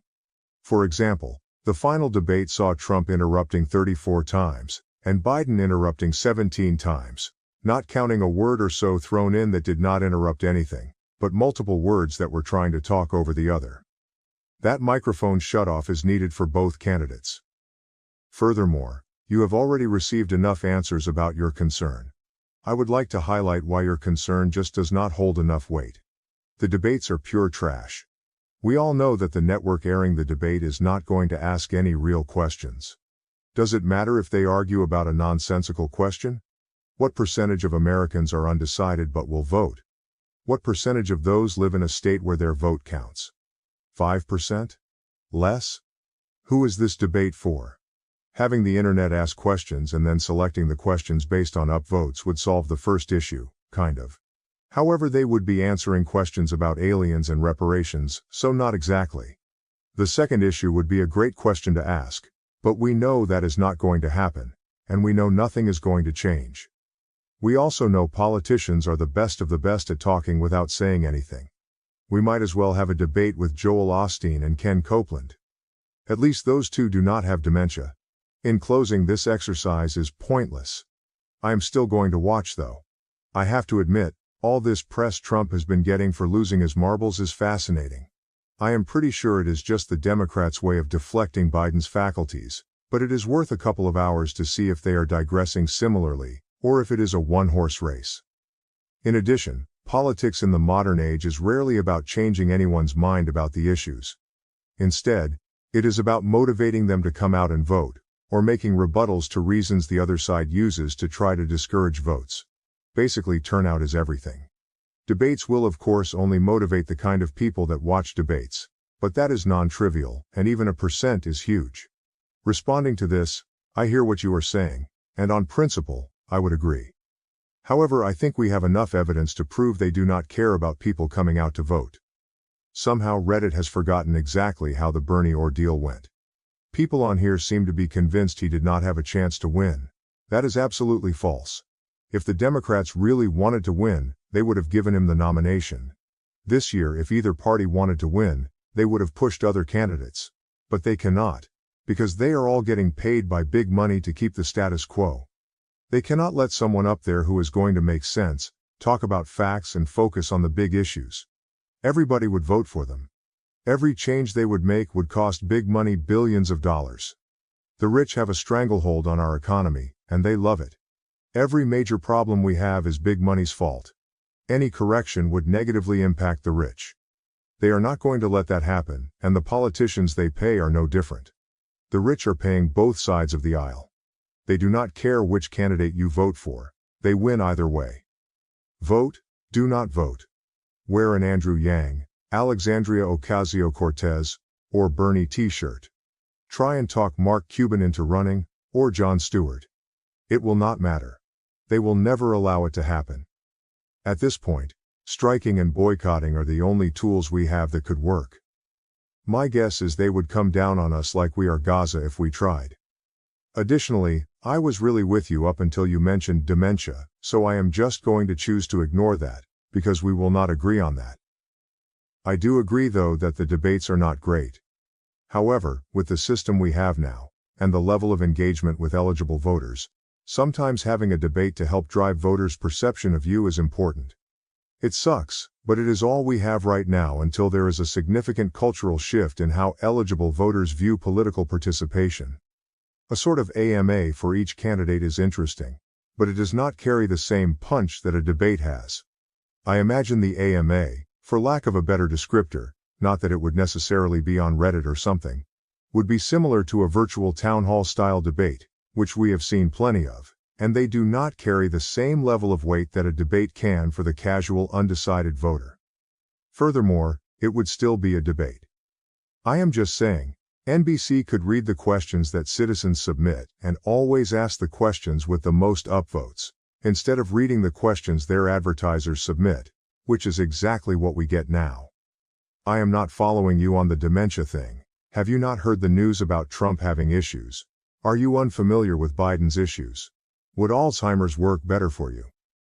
Moreover, Assuming Biden has not declined too much from age, which he does not seem to have, then he is still a highly trained public speaker and debater. I am nowhere near that level of training and do not find it difficult to tune someone out if I am talking, so I would find it difficult to assume most people as trained as Biden would struggle at all, especially for people who use tactics like the Trump team does. Morality, ethics and politics aside, the Trump team beautifully exploits human social weaknesses to such a ruthless extent. Flooding your mind with every form of gish gallop is a very common tactic for them. And you would be at a loss to lose a single drop of attention to it. An opponent continuing to quietly ramble during your turn needs to be ignored for similar reasons. If the audience cannot hear it anyway, you do not need to respond to it, and you should not waste time even processing the audio, as it is likely to only result in a loss of quality to your own arguments. Granted, this hinges on Biden just taking what would otherwise be an easy counter. However, Trump is a master troll and comedian, and probably one of the hardest people in human history to ignore. I cannot exactly vote for Trump since the Republicans are actively calling for my death, and I still have to give him major credit for his tactics and being able to play the apparent fool. For example, people laugh at him for so many bankruptcies, but he is probably thrilled with the overall results and, as far as I know, has not tried to argue against the perception of his incompetence there. Which, for as often as he broadcasts his insecurities, it should be very telling how he feels about the reality. So often even into his old age, as it has become less of a choice. Because of that, I think I partially agree with you. I doubt anyone else is willing to and could really pull off a significant off-mic distraction in the middle of a presidential debate as well as Trump could. Now I am much more interested in the debate just to watch Trump's tactics when he is muted and how Biden handles it. Lastly, nothing will stop interruptions. Biden already needs to prepare for that, so there is no change in that regard. Whether the microphone is off or on, Trump will try to interrupt and affect Biden. However, if the microphone is off, Trump cannot interrupt the audience from hearing Biden. Whether he stays calm or not, the audience will only hear him responding and will only see Trump trying to interrupt him. That is a benefit for Biden, as it makes it easier to ignore Trump, knowing that nothing he says is actually reaching the audience. What is more, the fact that Trump cannot be heard by the audience may bring another benefit. He may get triggered enough to do something foolish. Trying to come and talk to Biden's microphone, trying to scream loud enough to be heard, all of that will be a positive outcome for Biden. Highlight comments. To begin with, one sentence in the post states, especially in an era where sound bites and TikToks drive political perceptions, this could end up looking really bad for Biden. To this, one comment responds, I do not know. The "will you shut up man" is a classic. The original poster agrees, but they argue that addressing interruptions could potentially look weird to the audience. Additionally, addressing the interruption would take time away from Biden's response, and the fact that Biden would still have to address the interruption means he has to prepare for that, which takes away time to prepare for other issues. When asked, why would he need to address it? The original poster responds with a good question. They clarify that addressing the interruption could take any number of forms, such as actually responding to what Trump says, or even just taking a moment to pause to regather thoughts because the interruption threw off his train of thought. They assume that all interruptions get addressed in some way, meaning that when an interruption is created, the person being interrupted is no longer able to simply carry on with their response as if nothing happened. There is always a little bit of a distraction that manifests physically, such as a pause or even a facial reaction. A reply to this comment adds, there were a few things that came out of that one. Stand back and stand by too. Another reply states, no one who was not already completely pro-Biden was impressed by that. Moreover, part of Trump's way of debating includes getting a gotcha moment in those types of debates, and it will be harder for him to get those moments. A reply to this comment suggests, he is going to complain his free speech is being violated once they turn his microphone back on. Another reply adds, if he wants to spend his microphone time complaining, that is less time for him to actually address the questions asked. A third reply states, you have to stop conceiving of such people as capable of being rescued by outside forces. They are the only ones who can free themselves of the cult if they choose to. The only thing the rest of us can do is stop pretending cultists are serious people with a coherent political outlook and focus on moving less entrenched voters one step further towards sanity and caring about governing on policy concerns instead of just vice signaling buzzwords. The original poster responds, "That is a reasonable take. But still, I am not so confident that this rebalances the equation, in that the negative impact on Biden is still greater than the negative impact on Trump. You might be able to convince me if we dive into this further." To answer this, someone explains that Trump's debate tactic is to confuse the other parties and push his own agenda while cutting the other candidates, to get good publicity and clips spread over the internet of how he owned the other side. They see the microphone mute as a disadvantage because he will not be able to cut Biden during his points, which will allow Biden to pass his points clearly. Biden is more like a debater who comes with prepared points, while Trump adds stuff along the way, which benefits from open microphones as they can be delivered in the moment. Additionally, another commenter questions, "Why are you so sure that Trump rambling off on the side is going to throw off Biden? You treat it like it is a guarantee when nothing suggests Biden even has a tendency to be thrown off by side comments. Your entire premise is based on something that has never happened, and there is no evidence that it would happen. So no, I do not think this style of debate actually benefits Trump." The original poster replies, "I mean, these two have already had multiple debates together, with Biden getting thrown off by Trump's interruptions several times. A link on YouTube, I will update it in the comment below. There is my evidence. Do you have any evidence contrary to this?" Someone responds, "You are comparing being talked over by someone else with a live microphone, versus being thrown off by someone chirping on the sideline in your earshot. Those are apples and oranges. If you want a more apt comparison, then use Biden's response to being heckled at the State of the Union. That is what you are suggesting is going to throw Biden off his game, not Trump with a live microphone interrupting Biden." A reply to this states, "Because Biden is a stumbling fool, even when he has a teleprompter and a captive audience. He is going to be a mess whether there are interruptions or not. Pure comedy if he was not the leader of the free world. It is really elder abuse at this point." Furthermore, another comment observes, "This strikes me as something easily anticipated and prepared for. Biden had little issue dealing with this behavior from Trump last time, and his team can easily prepare for this part of the debate prep this go-around. If anyone on Biden's team had thought this would be a hindrance to his performance, they would not have included it in his list of demands for the debate." A reply to this asserts, "Bro, you are talking about the same Biden team that has messed everything up in a row for 4 years straight. Yeah. I do not think they think things through as well as you would expect. Even in the 2020 election, Biden did not win as much as Trump lost. People were already hating everything about the guy and would choose anyone over him. That someone became Biden because his slowness and lack of awareness was a strength when put with Trump. He did not get pissed and react as much as Trump wished he did, because he did not understand what was going on to begin with. He was not prepared to win. He simply had insane weaknesses that paired well with Trump's style. All Trump has to do is make adjustments. Biden is going to do it exactly the same as in 2020 because that was just him being him, slow and forgetful.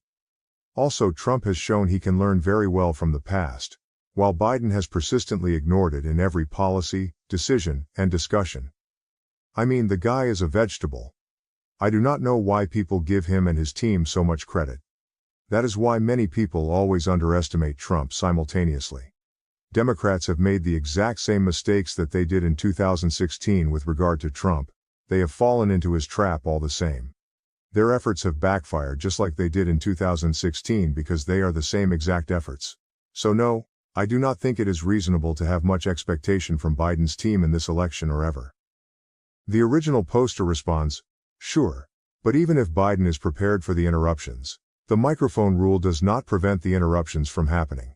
Biden could be just as prepared for interruptions with microphones muted or not. The point is that muting the microphones does not stop the interruptions.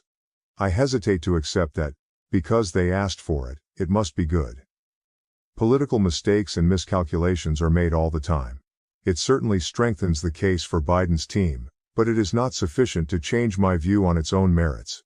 Another person elaborates, "The microphone rule does not prevent the interruptions from happening, means they stop the television audience from hearing said interruptions. If Biden is prepped, so said interruptions do not disrupt his flow, which his team could easily make part of the debate prep, then having the microphones muted provides only disadvantages to Trump. I hesitate to accept that, because they asked for it, it must be good, means fair. But given that the people supporting Biden are some of the top political strategists in the Democratic Party, it is fair to give them the benefit of the doubt on decisions. Unlike 2016, where Clinton did not correctly prepare for how Trump would behave, Trump is a known quantity now. The Biden camp knows how he will try to debate, and that is going to be part of any debate strategy they develop.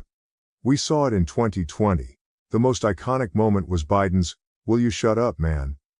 The Biden camp knows what to expect, and will undoubtedly have that be a major part of their planning. If I had to pick your or my judgment on how to best structure the debates versus theirs, I would pick theirs every time. Am I the A for insisting my son call his grandmother Mrs. Smith instead of Grandma because she refuses to accept me as family? Original post, September 3, 2020.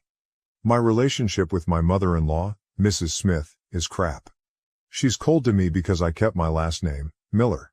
She says I'll treat her like family when she wants to be part of it. She calls me Jake's friend. My husband Jake loves me all the same. He doesn't bother standing up to her because it's a way for her to start a fight. We rarely talk to her. She makes no effort. Neither do we. Jake and I had discussed whose last name our kid would have prior to the birth. He initiated the conversation. I'd left the decision up to him.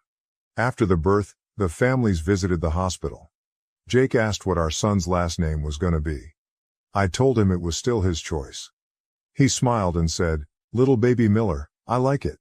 He filled out the paperwork. Mother-in-law looked livid. She started asking questions, but my dad started crying. Both of my brothers have died. Dad has never mentioned it, but I know passing the last name down makes him happy. Neither Jake nor I anticipated this, nor did it for this reason, but it was sweet all the same. After she left, mother-in-law let people know what I had done and how now she wouldn't feel like a grandmother. A month later, a sister-in-law announced her pregnancy. Mother-in-law said, "Finally, I'll feel like a grandmother." Again, my husband didn't say anything, neither did I. Our son started talking. During a video call, where my mother-in-law did nothing but gush about sister-in-law's daughter, who is adorable, Jake was trying to get the baby to talk. Son lost interest. I took son, and Jake let mother-in-law ramble some more before ending the call. Mother-in-law said she wanted to say bye to son. Jake turned the phone. Mother-in-law said, "Say bye to Grandma, make son say it, I'm Grandma now." I snapped inside, so I said, "Say bye, Mrs. Smith." My mother-in-law's face dropped. Jake turned the camera away and said bye quickly. He laughed, said I was awesome, but we better put our phones on silent. The only call to text I responded to was the other sister-in-law, who said I didn't need to go out of my way to be nasty. That mother-in-law went around saying how excited she was about son, lie. That her initial comments were understandable because I talked Jake out of tradition, I did not, and that I'd hurt mother-in-law. Mother-in-law needed time to adjust. I said thank you for your input. Mother-in-law texted eventually saying I'd really upset her. I said here I was trying to respect the importance you feel to last names. You've said multiple times I'm not family because of my last name. You made it more than clear that's the reason my child doesn't make you feel like a grandma. Now you'll be known as Mrs. Smith. She said sorry. She didn't mean it that way, but that my dad's reaction was an example of how important last names are. I now had to forgive her because of my family. It made me angrier that she brought my dad into this, and I can't tell if I'm being the asshole or not. Edit. Thank you again to everyone who gave awards. It was very kind of you and I do appreciate it. Jake is home and I had him read the post. Some of you really cracked him up. Some made good points which we have discussed. Apparently, he also got a text from his sister and asked how much money she got from mother-in-law for telling me off. He also made sure to tell sister-in-law who had the baby that we hold nothing against her, should mother-in-law try to spin it that way. She knows mother-in-law better. Jake would also like to tell those who are telling me I should take his name that he disagrees and he's not about the sexism you're spewing. Though he does now want to send mother-in-law a Christmas card from the Millers. Edit 2. You guys are being great. I woke up to many more responses than I anticipated. Thank you. Just to clarify, my son will not be calling mother-in-law Mrs. Smith. They barely have a relationship as he's still a baby and mother-in-law makes no effort. After some discussion, Jake is going to take time to figure out what he wants from mother-in-law and if he thinks that's possible. Relevant comments. Commenter 1. Can I just say your marriage sounds great? The way you wanted the baby's last name to be his choice and he chose yours. There's so much love and respect here. Also, I like how he stands by your side in his mother's nonsense. You both are awesome. Not the AOP, I just assumed our son would have his. He brought it up. He said it was fair since I was doing all the work. He said if he pushed a human out of him he'd want to put his name on it. Which makes me laugh. I still let it be his choice because regardless of his name, I'm gonna love this kid. If we have a second, I may insist they get his last name. Seems fair. I am a very lucky woman, but it should be noted he wears his gross shoes through the house, so not perfect. But he says I sleep like an MMA fighter, so I suppose we're even. OP responds to a comment that answers many points. Here. I don't see a reason why you were angry when she told you about your father's reaction. Seems a pretty valid point, the importance that the last name has for your father and her. This observation doesn't excuse her actions but still a good point. I mean, for what you have said seems like your dad would have made some nasty comments, but his crying shows how important it is for some people. Mother-in-law divorced the man whose last name she took. It wasn't even her original name. And she has another son who's going to have kids. My husband wasn't her only option.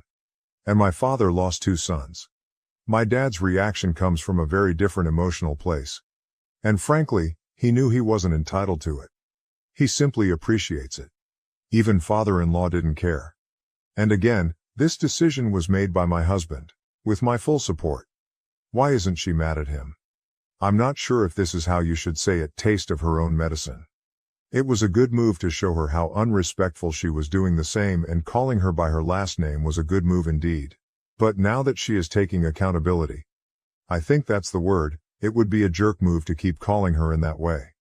Maybe you can use this to put boundaries to her actions, so it would be smart to get an agreement instead of keeping the last name war. I'm not gonna keep calling her that. I'm currently discussing with my husband what we should do. Verdict, not the asshole. Update October 23, 2020. Jake and I appreciated all the support. Though Jake wants the direct messengers to know that he's okay with me taking his balls because he loses everything anyway. This brought him a good chuckle before the serious talk. We both also want to be very clear that taking his name was never on the table, nor does he care. I also want to say I know how great Jake is. Though since the post he's been demanding, I thank the world's best husband anytime he does something for me. His humor is my favorite part of him. Because it's his mom, I let him decide how to handle it. We both agreed that our son would obviously know mother-in-law as his grandma, but he wouldn't have a relationship with her unless she addressed the blatant favoritism. That conversation did not go well. She denied having favorites, lied about pretty much everything, then told me the compromise she was willing to make was that if she had to accept me for who I am, being that I kept that name, I'd have to accept her for who she is. I didn't respond before Jake ripped into her about how she didn't get to make demands. That she was critical of me, assumed things that he already told her weren't true. That this conversation was happening because we didn't accept who she was. He said if he ever heard her make another comment about the Miller last name, he'd take it.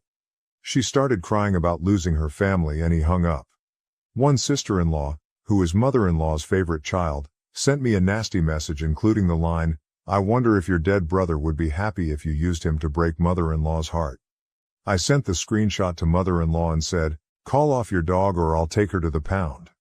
I have sent a screenshot of that to anyone who has tried to question me.